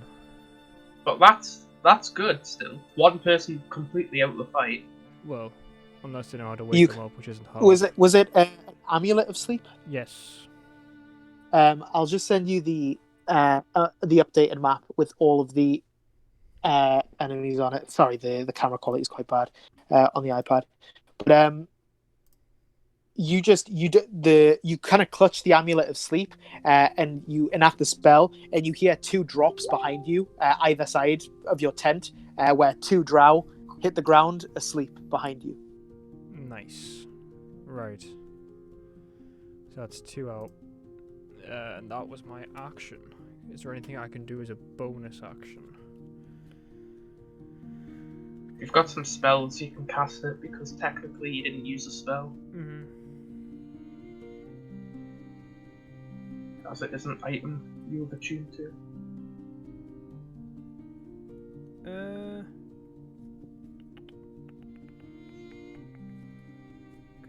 don't want to do that. Yeah, I will do that. I will cast Spiritual Weapon behind the one furthest away. Actually, how far away is the one furthest away? The one furthest away is 5, 10, 15, 20, about 30 feet. I will cast my Spiritual Weapon right behind him and hit him with that.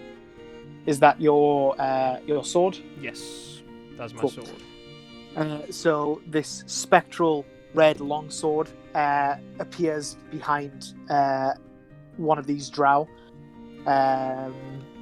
Light doesn't require concentration or anything, does it? No, light doesn't. Cool. So yeah, this entire place is just bathed in this red light still. Oh, neat, what's this?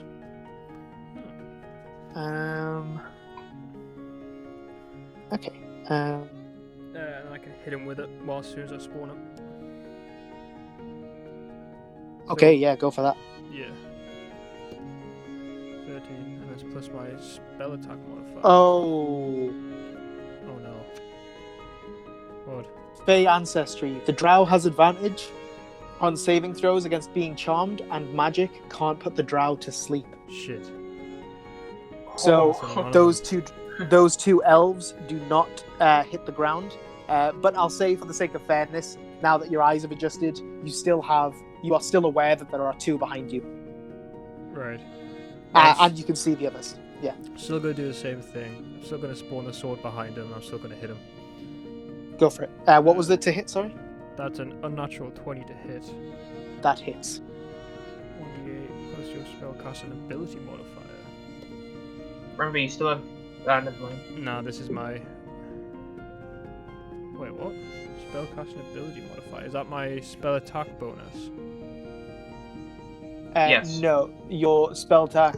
Oh wait, yeah. That will be sure. Oh wait, spellcasting ability is wisdom. What? Yeah, it'll be just your wisdom plus. Oh, right, okay. Well, it says for my attack it's a +7, but my wisdom's a +5. Just go Well, with on the +7. I'll figure it out. Okay. Yeah. Well, I'm pretty sure it is the +7. Okay, well that was 8 damage. 8 damage, and you're going for that one. And I will stay where I am.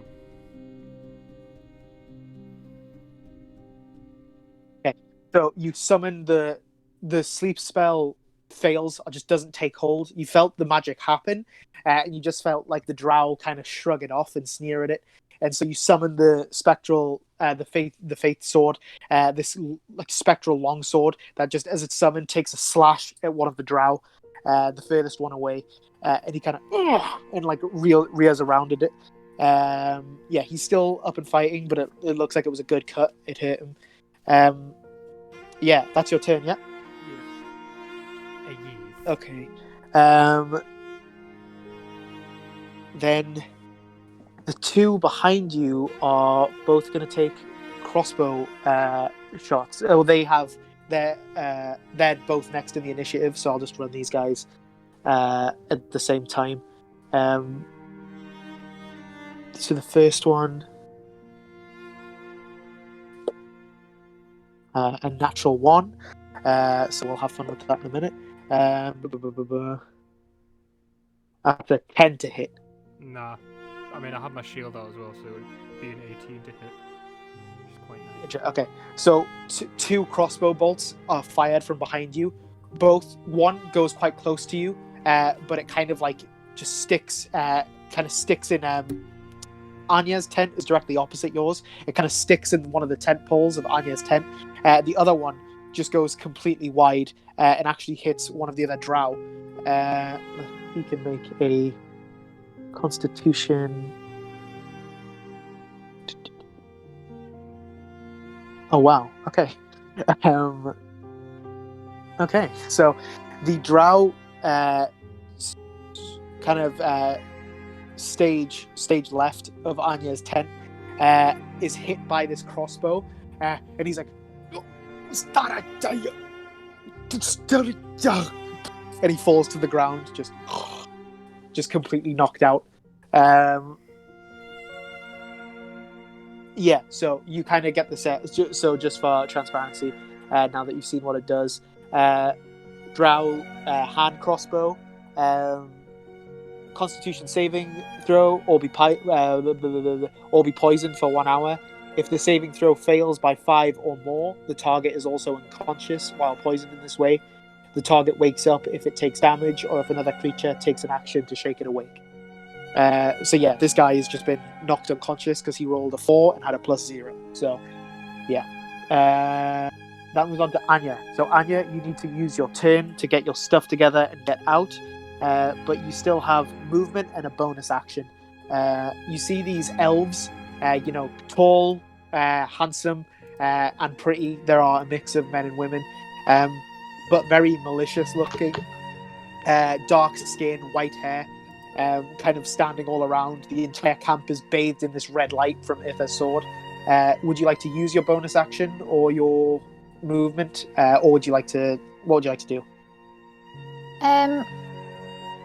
I'd probably get my weapons ready. Yep.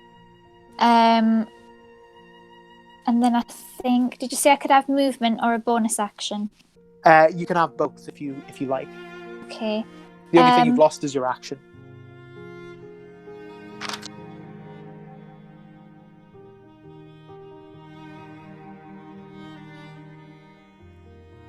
So you can either use a spell that requires a bonus action, or you can move, or both. What would you like to do? Would I be able to move out of the tent, so get out of the tent? Yep. Would I be able to use dodge? You want to take a dodge action? So Yeah, in case I get. Oh. No, that'll require you. Your action got used up, so you have to use your action. You have to sacrifice your action, but your action was already used to get up. You can just pass this turn because there's not a whole lot you can do. Any spells, or you can just if you're pretty jagged. I'll just say that I got all my stuff together, and then I'll just wait for the right time to get out of my tent. No worries. So next up is another drow.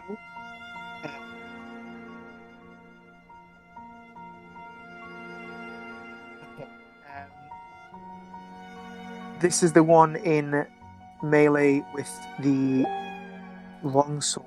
So, Ellis, tell me about spiritual weapon. Is there any? Can he fight the spiritual weapon, or is there anything like that, or does he just have to deal with it happening to him? He just has to deal with it. It doesn't say anything about you can hit it.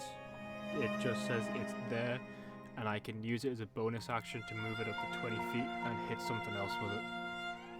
No worries. Then he is going to. He's going to try and fire a crossbow bolt at Anya.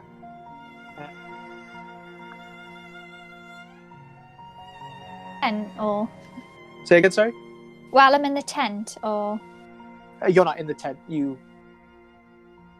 Your action was used to get up and out of the tent. That's why you couldn't use a dodge.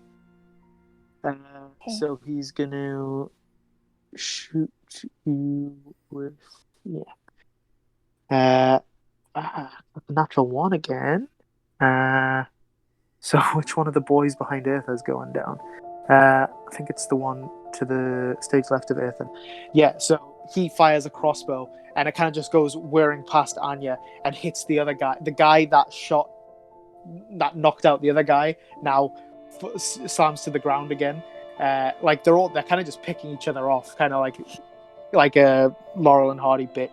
Two of them are now unconscious through self-inflicted attacks.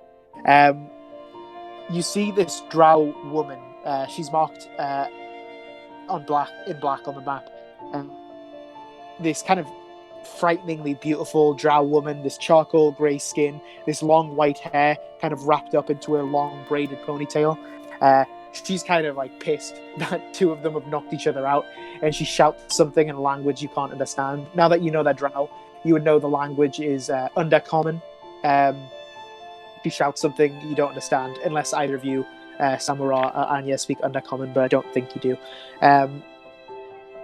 It's just kind of a version. There are hints of Elvish in there. You kind of get the gist, but you don't know what she said. She's just angry that her men are picking each other off accidentally. And she is going to charge past Anya and just kind of like right in between. She just runs directly at you, and Anya, she almost ignores you, just barges past you. She's now standing on the ashes of the campfire, and she's just going to unleash a multi-attack on you, Eartha. 2 short sword attacks. So that is a natural 20 to hit on the first one, and a 11 to hit on the second one. First one hits, second one does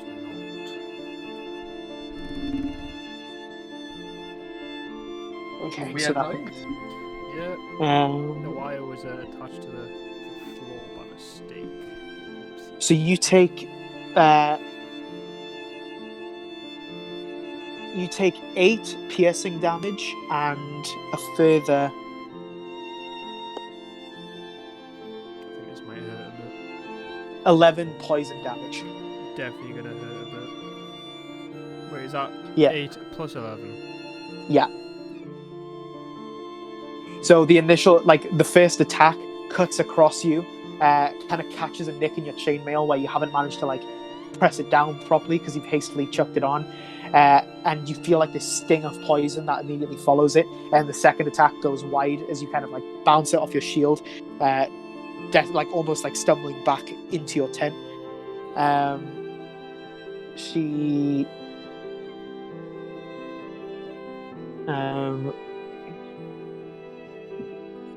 Okay, yeah, that's the end of her turn, and it is now one of the other, the drow that was in front of her, who was just going to take a crossbow attack at Anya,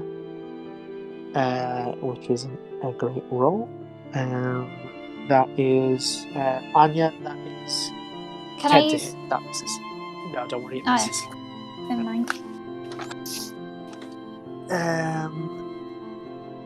Yeah, that's they are just gonna stand there reloading their crossbow. Samura, it is you, and then Jade, and then Abba. I want to stand up, but not leave the tent, and just peer through and see. I want them to think that I am still asleep, but actually, obviously, I'm just looking through stealthily. But Okay, also make a stood stealth up, check. so I don't have to stand up the next time. That is for stealth. Ooh, that is 21. 21. Okay, yeah, you're pretty confident you've managed to kind of stay small enough that they haven't quite spotted you yet. Okay. Who can I see peering through the tent? I'm presuming just Peering through- that woman. Peering through the tent, you see this drow woman, quite intimidating looking, yet feminine and pretty. She is locked in melee. She's standing on the ashes of the campfire. She's locked in melee with Eartha. You see Eartha kind of with his shield hand, kind of clutching a wound on his side. And behind her is Anya, who's kind of just ducking out of the way of bolts flying past. Both are at the doors of their tents. You can also, I'll say, you can glimpse a drow behind. In terms of where you're looking, a drow behind Anya that's asleep on the ground, and one behind Eartha that is readying his crossbow. And to clarify, I don't have to speak aloud to tell Jade what to do. I can just think it, can't I? Or do I have to speak it aloud? Let me double check. But I think that sounds...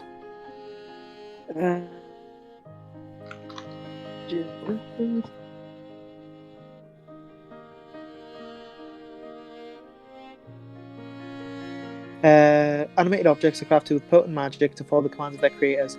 When not commanded, they follow the last order they received. No, I think you would have to command them. Okay, so I have to speak out loud. Okay. Yeah. I'm gonna... fine, I'll speak aloud. Can I try... Because of all the chaos and Jade is right outside my tent, can I try and whisper it so no one else hears? Yeah. So I'll try and whisper, go and attack the lady hitting Ufa. Okay. Yeah, make a stealth check. I'll say there's reason to think it should be advantage and disadvantage, so it's just straight. Okay, that is 15. 15.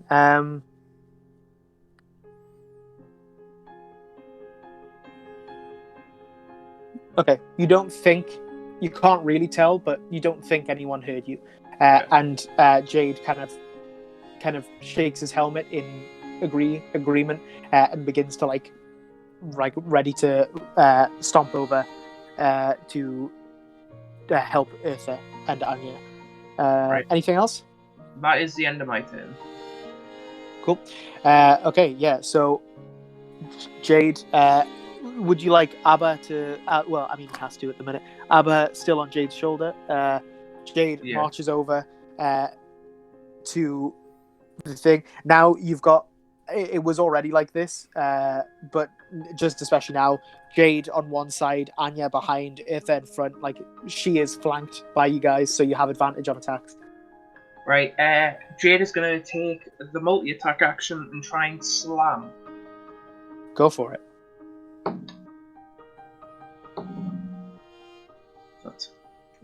That's 18 to hit. And... So, yeah, 2 18s to hit. 2 18s to hit.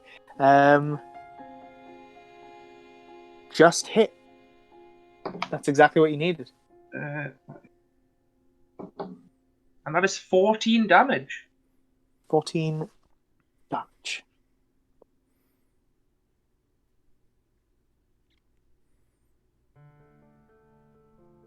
Okay. Yeah. So these two just kind of big, he's a walking suit of plate armor, kind of using the full force of his body, slams kind of on her twice as she kind of like defends herself with like this arm shield and a mixture of two like these sword defenses, maneuvers to try and parry. Okay, I'll remember that for next time. Yeah. Good turn. Would you like Abba to do anything on its turn? Yes, I want Abba to just jump on her face and just just straight on her actual face and try and block just her vision and like make it uncomfortable, so she has to spend time getting them off. Cool. Yeah. Abba just kind of like and just jumps from Jade's shoulder and is just right in this drow's business and is just like sticking on her face, and she's like panicking, like when you're driving and suddenly something come on your windshield and you can't see outside the car and you're like, whoa, and she's just panicking in the middle of this thing, like trying to get this frog off her face. Yeah, cool. Now it is they are asleep, so back to the top. Eartha, it's your turn. I'm going to take a longsword attack at the drow in front of me. Go for it. You have advantage because she's flanked. That's a 19 plus 6, so... Definitely hits, yeah. Yeah. Because I'm one-handed. That is a solid 4 damage. Cool. Okay, she's going to use her reaction. Actually, no, she's not. She'll take the damage. 4 damage, did you say? Yeah. I would then like to use my bonus action to use the spiritual weapon and hit that guy again. Yeah, go for it.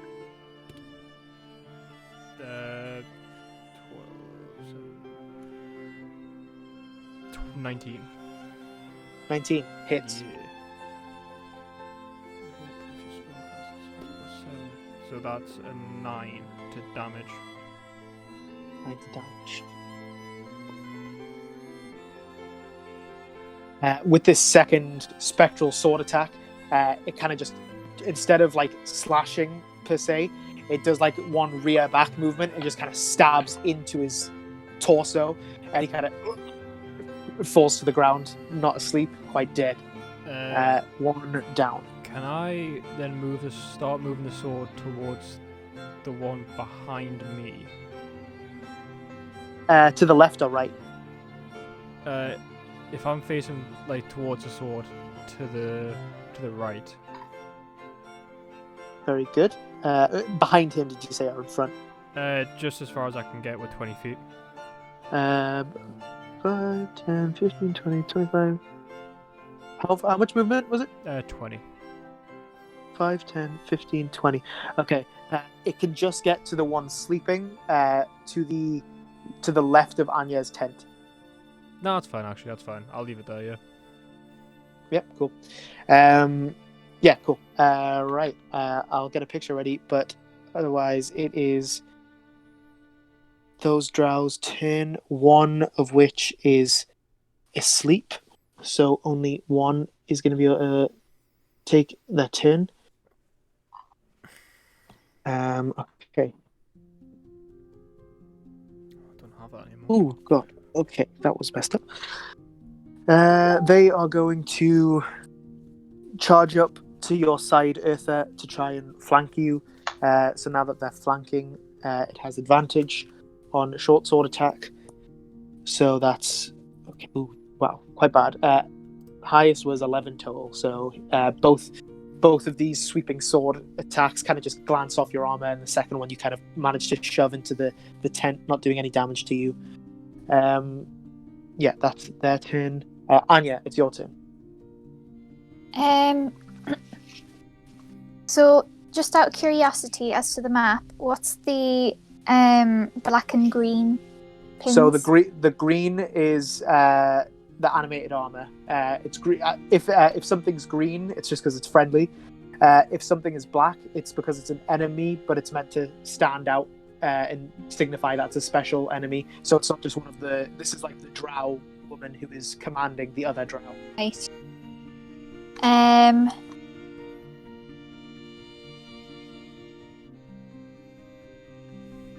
Can I give a magical inspiration to Samura? Yeah. So it's basically a bardic inspiration, but it's used to cast when casting a spell. It's just a bardic.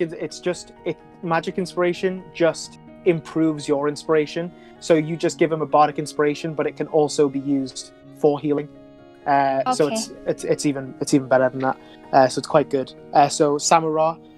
So Anya kind of quickly grabs her violin from the ground, and you see kind of this glint in the red light, this harsh red light from Eartha's sword, in this pure glass violin, as she quickly plays this quick few notes in succession, and this magic transfers to you, Samura. You now have a 1d6 inspiration, which you can add to multiple things, including to the healing of a spell, if you so choose. Very good. So, unless you want to do anything else, Anya?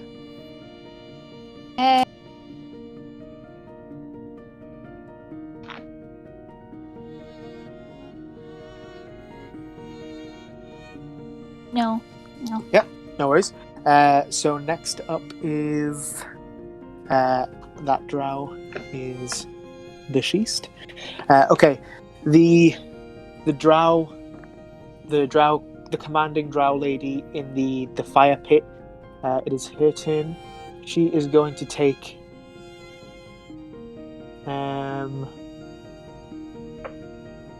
Okay, she is going to take one multi attack at Eartha, and then one multi attack. One of her multi attacks at Eartha and one at Anya. Okay. My guy Jade will use her reaction using Defender, which imposes disadvantage on a creature attacking friendlies when stood within 5 feet of Jade. Wow, very good. Okay. Okay. Eartha, this one's for you then. Okay, not a great first roll. So that was, the lower was 9. Okay, 16 total to hit. I don't believe that hits. No, I've got my shield Okay. out. I'm good. 2 wild sword swings that you managed to kind of like that. Kind of a mixture of your movement, your defense, and also Jade kind of intervening, kind of grappling, and also Abba kind of squishing on her face. She's kind of fighting desperately to kind of see out of the way of it. Yeah, now she's going to turn around and try the same on Anya, but with disadvantage still. Okay, quite bad. 12 to hit, which I believe misses. So yeah, she is like the mixture of Abba sitting on her face, and like, when you're a kid and you kind of reach for someone and someone like taps your hand, every time she kind of lashes her sword out, Jade's kind of like smacks her hand away, and so she's kind of like getting very frustrated, trying to attack any of you.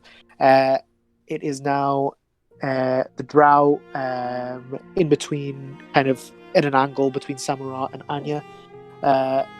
He is just going to take a bolt shot at Anya. Okay. 17 to hit, Anya. Doesn't hit. It doesn't hit. No. What's your AC? Hang on. Oh. Am I reading the wrong thing? Wait, what should I be looking at? Oh my god. AC. It's like a little shield. next to your health or above your health, next to your initiative.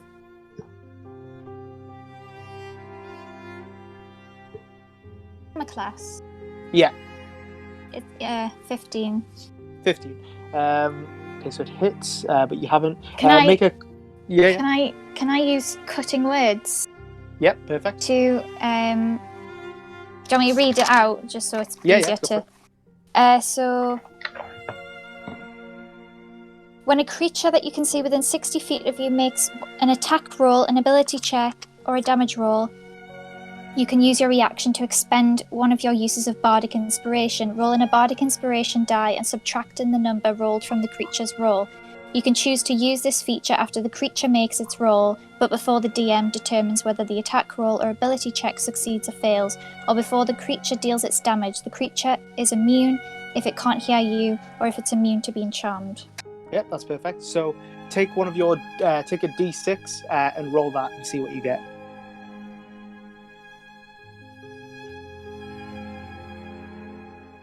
Six.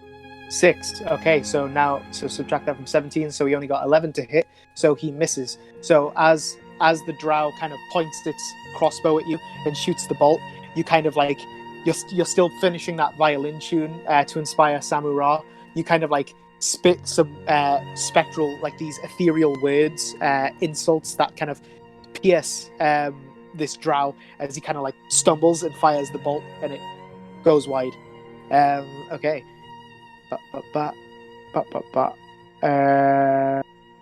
Samura, it's your turn. Right, I'm going to come out of the tent, and the one like facing the left. You can't actually get out without making a dexterity check to try and push through Jade. Okay, well, I'll try and get out and go to like the guy closest to me who's still stood up, like the left one leaving the tent. Yeah. Okay, that is a 4. No, a 7. It's a 7. 7. You kind of you still have, you can still like get your top half out. It's just Jade is kind of slamming in the area, so like you think if you try and get out properly, you're gonna get like clocked real bad. Okay. But you can still attack that guy from a range. Yeah, if I've got my chest out, can I try and attack and then pull my chest back into the tent? Yeah, sure. You've got like half cover, I'll say. Obviously, it's pierceable with arrows and swords, but yeah, it's just they've got to hit the right bit without knowing where I am exactly. Yeah. I'm gonna just throw a chromatic goblin. I'm going to choose. I'm gonna say fire. I think fire would be the good one for them. Fire. Okay. So that is 7%. So that's 14. Is the Bardic Inspiration to help you with damage or rolling a hit? I think it was on the attack roll. It can add it to ability check, attack roll, or saving throw. Yeah. Okay, right. So not the damage, but attack. I'm scared about 14, so I'm just gonna roll this, add it on. Okay, that's a 1, so 15 to hit. I knew that was coming. Just hits. Required 15. Good job you had that body in. So yeah, go for it. Let me grab my 3. 9, and that is 12. So I'm just kind of gonna like focus in on my diamond, and then get this like big ball of fire in the other hand, and just throw the diamond away, and then just kind of like try and hurl it at him. Yeah, you hurl this ball of fire, and it just kind of consumes him for a moment, and like you think he might be down for a second, but you see like as the flames kind of like the light kind of settles, you still see his frame, and he's like, and like patting himself out, but he's still kicking. But he looks burned, like you can see already, like you can smell like cooking flesh, like immediately. Also, I'll say the light, like everything is quite clear now. Like the red light was pretty clear, but now with the fire as well, everything is quite visible. Yeah, now it's Jade's turn. So yeah, Samurai will just kind of like dip back into 10. Jade is just going to take 2 more attacks. Just keep on slamming. Keep on slamming. Yeah, let's go for it. So that's 15, and that is... So 15 to hit on the first one, and then 20 to hit on the second one, but unnatural. 15 and 20, was it? Yes. The second one hits. That is 6 damage. 6 damage. Okay, yeah, she'll take it.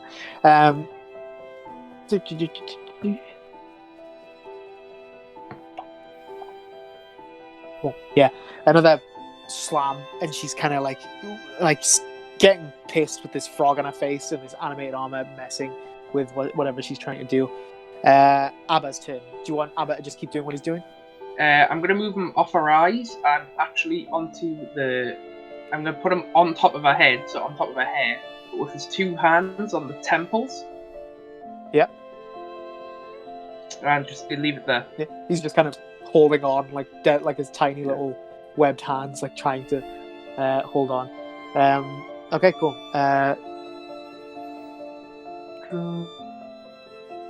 Okay, I think it would be fair. Yeah, he's gonna this drow is just gonna use the rest of his turn putting out the fire and kind of trying to get himself safe. I think that's fair. Then we'll move on to Aether again. I'm gonna swing at the lady in front of me again. Go for it. Would I get advantage on the sword because the guy's technically prone and unconscious and he can't actually do anything about it? Doesn't that mean you get an automatic crit because they're unconscious? Yeah, you get an automatic crit, I'll say, because he's unconscious.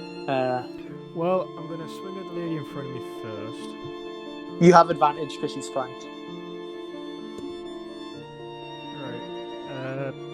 24? 24, yeah, that hits. 23. Still hits. Alright. And that is a nice 4 damage. Again. Don't you have something where you get to hit twice out? Yeah, but that was as a bonus action. I'm using my sword, which does a bit more than the bonus action. Okay. Yeah. And I get And now natural. your sword. I get natural 20 on that, don't I? Yeah. 5,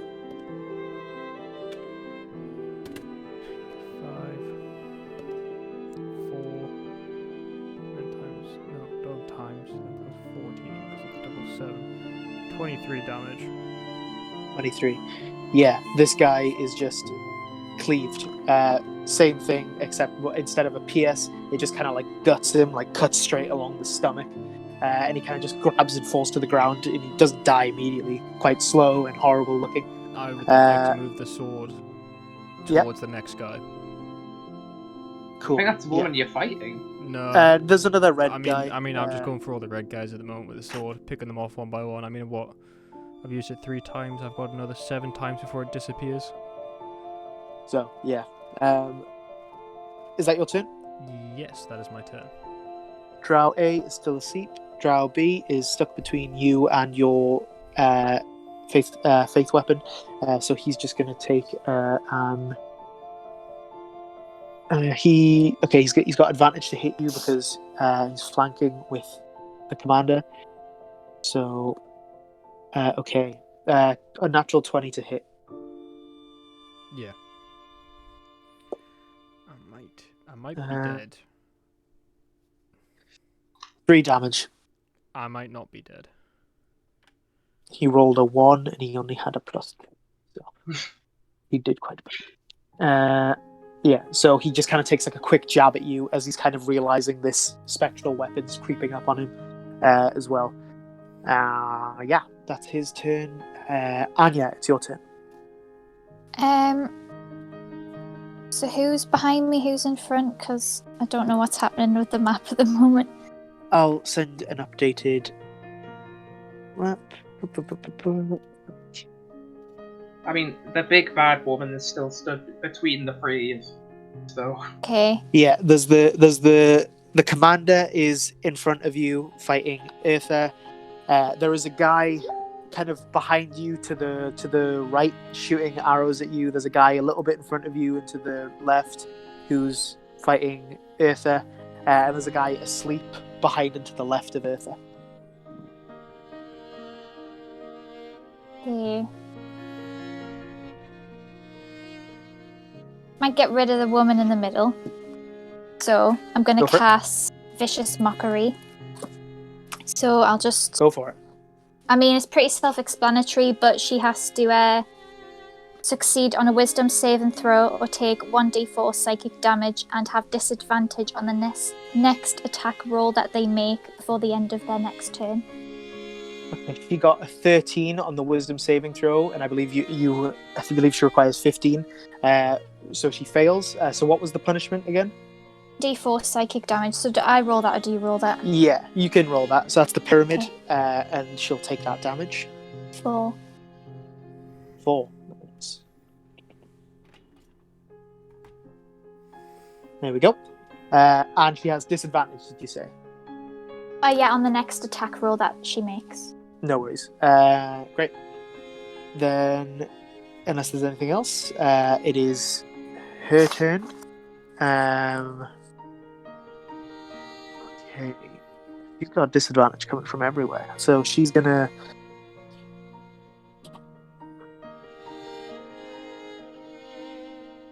Can't use that. She seems quite trapped. Well, one of the most useful thing Drow have is darkness. Like, they create magical darkness, but Ellis has created magical light, which magical darkness can't be lit up by normal light, but it can be lit up by magical light. So if they cast darkness, it would make no difference because Eartha's using his magical light. So they can't really use that to kind of get their bearings. So she is going to just... Well, she can't do anything to get rid of the disadvantage. So yeah, she's just going to take a multi-attack at... She's kind of seeing Eartha's getting weaker, so she's going to take a multi-attack at Eartha.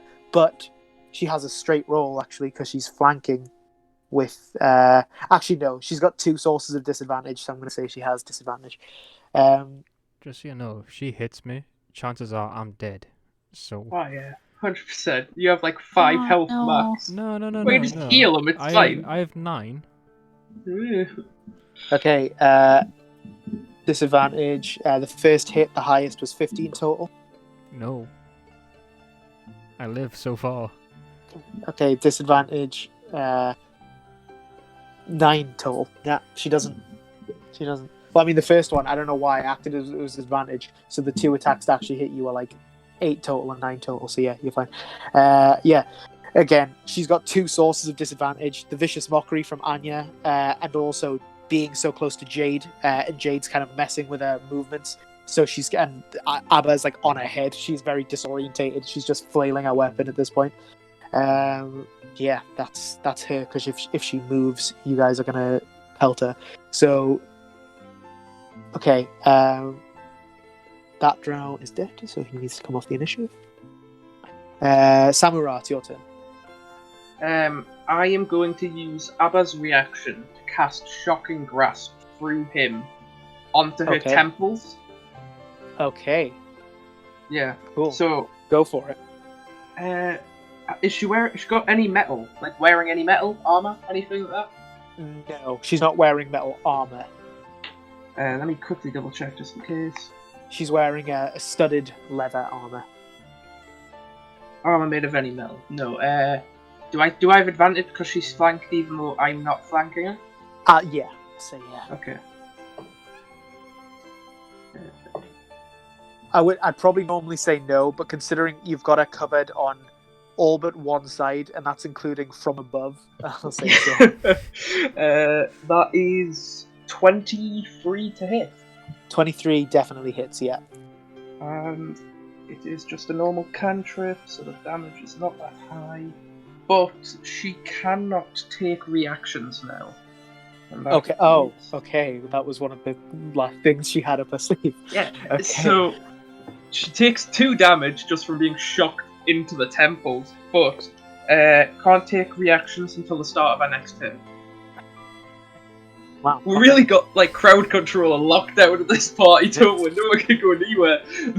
Yeah. Damn. Okay. Yeah. So Abba's little webbed hands. He's just sitting on her hair, and she's kind of forgotten about it at this point because she's so consumed with people in melee combat, and all of a sudden just like she just like her hair kind of like frazzles a bit as it passes through, and she like it doesn't hurt her particularly, but it's like sticking a finger in a socket, and she's kind of like okay. Next is Jade. Jade will just slam twice. Slam twice. Go for it. So that one misses. First one misses. Only if he gets a natural one. The second one is a 19, so it definitely hits with a +4. But also, Jade has critical, is it? Yeah, it has critical, so it's a critical strike, meaning I double the damage.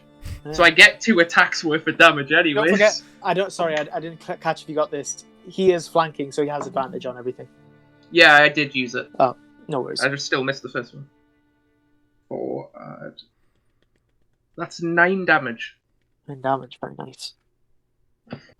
Yeah, she's looking bloody, but she's still fighting. Jade is rocking this fight. Okay. Cool. Abba, would you like him to just stay where he is? Yeah. Just leave him there. Cool. I'll see.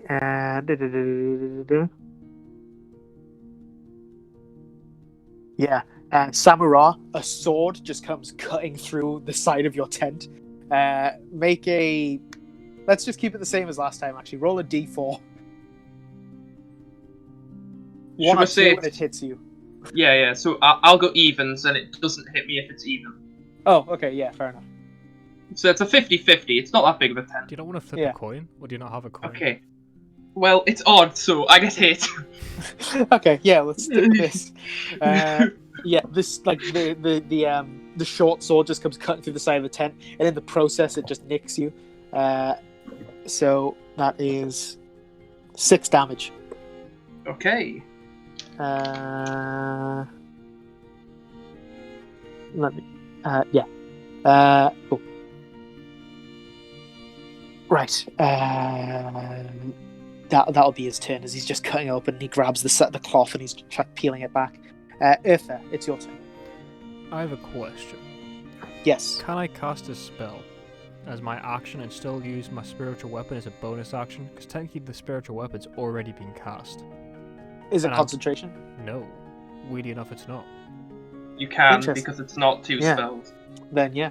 Alright, well then I would like to use my action to cast Cure Wounds on myself. Yeah, cool. Roll up the health. So that's 1d8 plus my spellcasting modifier. So that's 3 plus 7, so that's 10.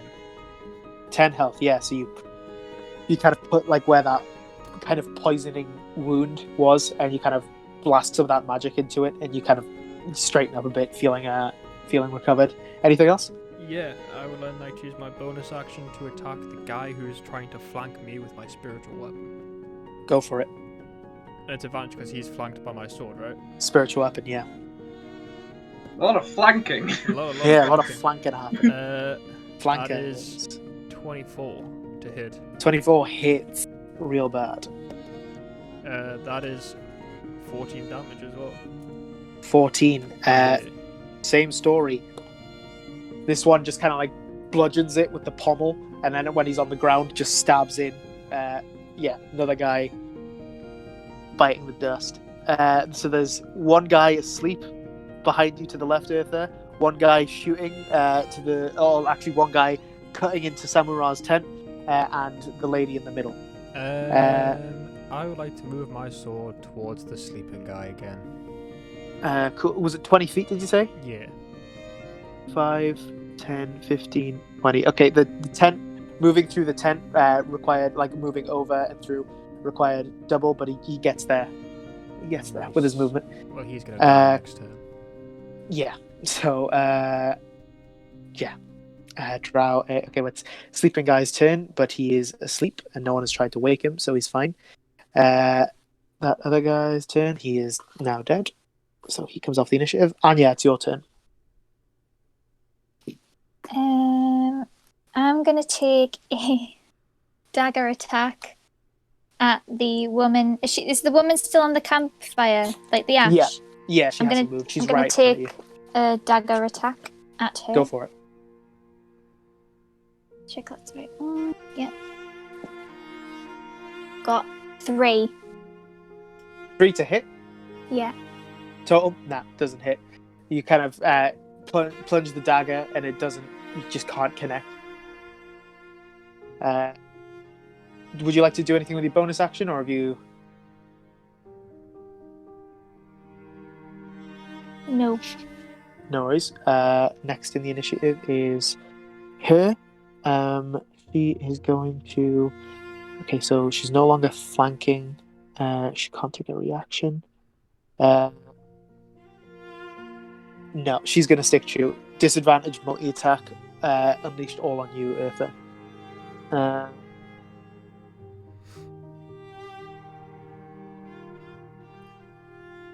Ooh, okay. First one hits. Yeah, 23 to hit with disadvantage. No, 22 to hit with disadvantage. Second one doesn't hit. Yeah, 15. Okay, first one does.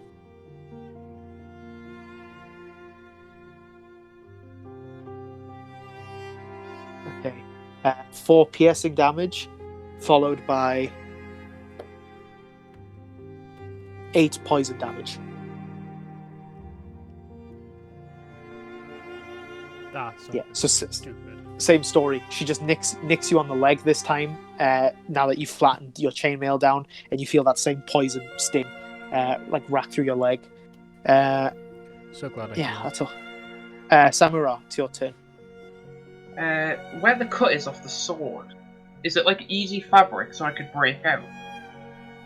Yeah. Okay, so I'm gonna jump out, and presumably I'm stood right next to the guy I've just set on fire. Yeah, if you want to try and like move out of his space, he'll get an attack of opportunity. No, that's fine. I'm going to.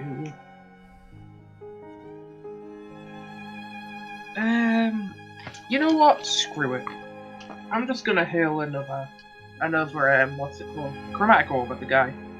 Go for it. I will say he does look quite beaten up. If you want to maybe save that. No. Okay. 22 to hit. I suppose you're about to sleep. Yep, that hits. That is 4, 6, which is 10. That's 11 damage, and I wanna really get him between the eyes. But as I'm throwing it, don't even look at my hand. Just look straight at him. What, are you using fire again? Yeah, fire. Yeah. His 1 hit point fades into the wind as he like this pinpoint of fire just. It's more like he's more like been decapitated from just this flame. Like his body just falls to his knees, missing a head, like caught, like just completely burned over neck, like just charred as he blasted the head away, focusing it all on there. Yeah. Would you like to do anything with your movement or? And then on the opposite side of the tent, there's an unconscious guy, isn't there? Yeah. I just need to check if I have rope. I have a scholar's pack. Would that involve having any amount of rope or not? I'll look it up. I'm quickly googling it too. See who gets there. Backpack, the glow bottle of ink pen. Oh, the explorer's A pack small is knife. No, Yeah, the scholars scholar's might not. pack doesn't. Right. Yeah, no worries. I'm going to. I'll still head over to him. I'm not going to touch him or anything. Leave him asleep. So That's are it. you going out of the cut and then circumnavigating your tent? I was going to fly. No, so you'd have to. That side hasn't been cut through. So you'd have to cut through. Yeah, so I've like jumped out one. I'm just going to fly. Oh, okay, I see. So you walk. Like, so I So it's 5 feet to get out. 10, 20. Yeah, you can get there.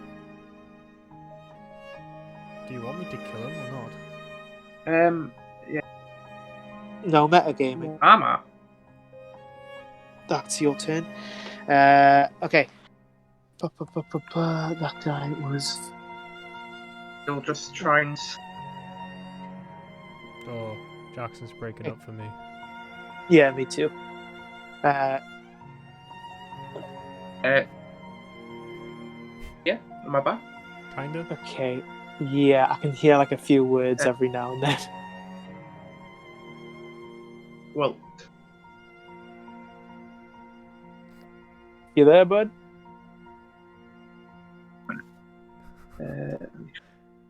Okay, it would be Jade and Abba's turn, but Jackson is lost at the minute, so we'll hopefully get him back. We'll skip their turns for now. Oh, wait. No. Yeah. Oh, wait. Oh, Jackson, say hello. he's gone. Yeah, He's got his okay, headphones in. You can hear us. I know he can hear us. Eartha, you can just take your turn, and we'll come back if the connection heals up. I'm gonna slice the bitch in front of me. Go for it. Cast Cure Wounds on Jackson's internet. It's still advantage because she's thingy, right? Yes, Anya has got her flanked. Well, I got an 18. 18. Very good. Yeah, that hits. Just hits. And I got a solid 7 damage. 7 damage. Not bad, not bad. Anything else on your turn? Yeah. I'm gonna use War Priest to hit her again. Oh, go for it. 17 plus 6, 20, 22, 23? 23 to hit. Yeah, hits. 1 damage. 1 down. Better than that. Jackson, you look. The connection looks better. So, Jade's turn. What would you like to do? I attacked and she missed. Oh, I see. Anything on Abba's turn, or are you good with that? No. Okay, no worries. Then Drow A is sleeping. Anya, it's your turn.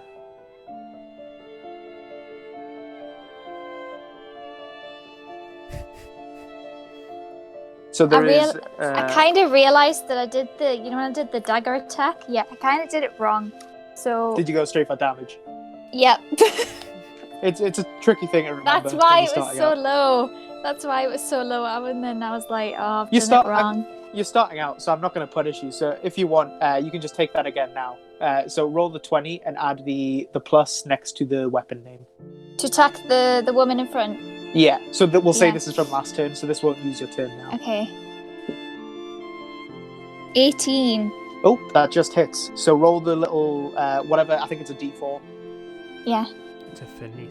3. 3. Very nice. Yeah, so we'll say before that dagger did connect and you just stabbed her in the back quickly. Cool, yeah, so what would you like to do with this turn? Go for the guy to the left of, I think it was Samira's tent. He's dead, but the guy, I'll send you sorry, that is just out of date. I took that just before that happened. I'll send you an update. The two people left are, there is to the right of Samura's tent, there is a guy who is asleep. Samura is there, as well as Ellis's ethereal sword, and there is the woman who is standing on the campfire. Everyone else has been cut down pretty much by Ellis's sword. His magic sword. You know the guy that's asleep in front of Samura? Yep. Does he have to be awake for you to kill him, or does... Oh, no. No. Okay, well... I guess I'll just keep hacking at this woman in front of me. Go for it. Yeah, I'll take a rapier sword attack this time. Yeah. Because I know that it'll deal more damage, so I'm gonna do that. Oh, it's 7. 7 to hit. Yeah. Doesn't quite. No worries though. You kind of fumble your dagger back in your belt and reach for your rapier, and as you're swinging it out, she kind of does a deft movement and kind of bats your arm back, so you don't manage to meet a hit. It is now her turn. she is really she thinks the only way out of this is trying to get Eartha down first. So she's just going to disadvantage multi-attack I'm dead. on you again, Eartha. No. I'm more than likely to die. 40, okay, first one is... What's the sword? 14 to hit. That misses. Okay, well, it does have disadvantage, and you can't get lower than a natural one. So I'm very much alive. So I'm just gonna say she nicks herself, but obviously that does poison damage. So it does a mean amount of damage. So she does 1d6, which that's a 6 plus 4, so she does 10 damage plus 4, 6. Holy shit! Did she just kill herself? Yeah, she just killed herself. So she just as she's kind of I'll mix that into what Anya was doing. So as she kind of bats back that attack from Anya with the rapier, she kind of quickly tries to spin to unleash 2 attacks at you, Eartha. And the first one just misses. And as she's kind of going back to defend from Anya, she kind of just cuts herself on the leg. And you see the cut itself doesn't look damaging at all, but you see kind of the veins, even on her dark grey-black skin. You see them darken, and she looks panicked as she kind of falls to the knee and clutches the leg, and you see her just foaming at the mouth as she kind of falls into the ashes of the campfire. So that's combat over. There is a guy who's asleep, who's slept through the fight. Do you want to kill him? Do you want to leave him alive? What do you want to do? I want to tie him up. You want to tie him up? Leave him out to roast when the sun rises. I'm down for that. I'll tie him up. So you take some of your rope, tie him up. Make a survival check with advantage.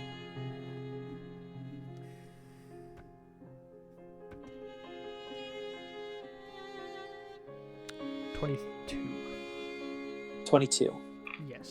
Yeah. So you tie him up, hog tie him pretty good. Leave him kind of just sitting in the center of the camp, waiting for the sun to rise. Are you guys going back to bed? What do you do? You got a pretty decent amount. You got 2 watches worth of rest, most of you, except Eartha. So you could start your day now, or you could go finish your rest. I need a rest. Eartha, you'll probably need to finish. Eartha, you get a nap. We'll just say for you guys, even if it's just hanging around, you finish a rest, so you get all of your stuff back. So finishing off that rest, you get all your spell slots, health back, bardic inspiration, blah blah blah blah blah. Does anyone want to loot anything, or? Yeah, I want to put all the weapons into the bag of holding. Cool. Yeah. Before I rested. Yeah. Could I use detect magic? Yeah, sure. They don't have anything specifically magical in nature on them. You get maybe a fleeting sense that they are magical beings in a sense because they're elves, and also they were probably capable of some magic, some lesser magic, but they don't have any magical equipment on them. Eartha, you chuck 6 drow short swords into the bag of holding, and 6 drow hand crossbow into the bag of holding. What's so good about it being drow? Nothing. It's just that's where it's from. That's the aesthetic of it. Oh, that's so disappointing. Actually, the hand crossbow, it does the Constitution check stuff. So if they roll 5 or lower, they go unconscious. Obviously, that wouldn't work on things bigger than humans or with higher metabolism than humans. Can I swap my crossbow for this? Not my crossbow, my light crossbow for this. Yeah, I'll quickly give you the rundown. So it's drow hand crossbow. It does for you, it would just do 1d6 damage, and when the bolt connects, they are poisoned for an hour. They make a DC 13 Constitution saving throw, or be poisoned for an hour. If the saving throw fails by 5 or more, the target is also unconscious while poisoned in this way. The target wakes up if it takes damage, or if another creature takes an action, shake it awake. Yeah, like I was saying, anything that has a higher metabolism than a standard human wouldn't go unconscious. So it wouldn't knock out anything big, but Yeah. Yeah. That's fine. On the Eartha, if you check on the drive in your character folder, you'll find a new thing called Letter from a Drow Slaver. You find that on one of the on the woman in the pile of ashes. You find that on her corpse. You could either Right. it's just a page. It's font 20. I don't think it's that big. You can either read that if you like, or you can keep it secret. What would you like to do? Oh boy. Okay. I'll tell them. Yeah. Would you like me to read it out, or do you want to read it out? I'll let you read it. I'm just kind of skimming over it. Yeah, no worries. So Eartha kind of finds this letter, and he'll read it aloud to the party. So the letter says, Nadira, that's Nedira, Nadira, I trust that you and your lackeys will be more than capable of rendering the following assailants invalid and of bringing them to me in the coming 10 days. The first, her hair is longer than shoulder length, brown, and her cheeks are inundated with freckles. She is lithe in form, in her early 20s, and if these details are not enough, she carries an instrument, a violin if memory serves, carved from Thur glass. The second, his plumage is exotic, likely Chilton, yet he is scrawny and gangly and awkward-looking, though he is obviously matured by Aarakocra standards. Good burn in there. The third, he is foreign, from the old empires, Chisentin or Mulhorandi, with dark skin and hair. I have seen the crest of Tempest's runt, that calculating bitch, emblazoned on his shield. They need not all be kept alive, and you may kill this one first if he proves to be an issue. They will traverse the road from Baldur's Gate, northward, to her checkered den. Be there, capture some, if not all, and bring them to me. I will be beneath the great statue of the prince at Boriskia Bridge at midnight on Alturiak 23. Do not fail me, and keep your wits about you. I have neither heard nor seen any indication that the first group survived their encounter with these three children. Children was in quotes and capitalized. Signed, Strife Leader Damon, third keysman of Cyric. So he a bad guy. From who?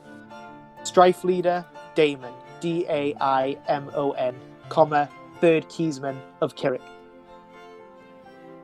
Can I do a history check to see if I remember or have heard of the place that he's on about, the great statue of the prince at Thingy Bridge? Yeah, go for it. Would that be history or intelligence? History, and I'll give you advantage because of something. Oh, well, I got an 18 and a 10, but that's a +3, so that's 21. Great, yeah. So, with the Red Knight kind of being an ardent foe of Cyric, you kind of know bits about Cyric's history. What Boriskia Bridge is fairly close by, not exactly close by. If you look on the map of Baldur's Gate and thereabouts, it's in the top right. It's a bridge that crosses the Winding Water, which the Fields of the Dead is the land between the Winding Water and the River Chianthar. It is the spot where you're not sure the exact story. You think you remember something about when they were mortals during the Avatar Crisis. Cyric killed Baal there, the god of murder, and he kind of he took that portfolio, murdering the god of murder. He also became the god of murder for a temporary time, and so there is a statue of Cyric at one end of the bridge. It's close by in map terms, but in reality, it's quite a distance. It's about 200, 300 miles away. It's a pretty decent, actually, no, it's about, I'll give you, it's 250 miles away. So it says, I will be beneath the great statue of the prince at Boriskia Bridge at midnight on Alturiak 23. Alturiak 23 is a date, so you can find the calendar on the drive, but the current month is Alturiak.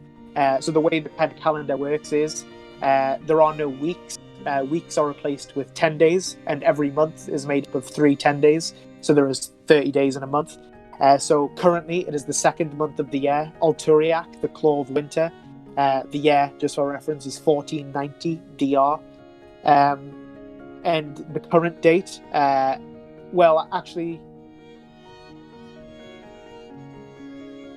technically the date when you're waking up like I'll give you the date of the next morning because that's just more helpful. Is Alturiac 13. So the date mentioned is at 1:10 day from now.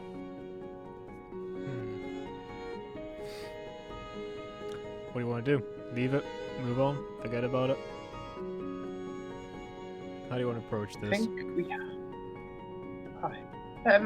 I think we have to, they're trying to kill us, and they're gonna keep coming. True, that is true.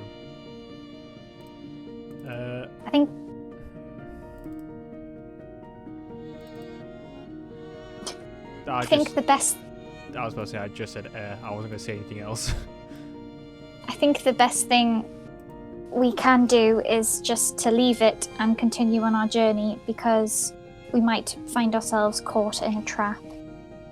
True. I mean, it's literally miles past where we are now anyway.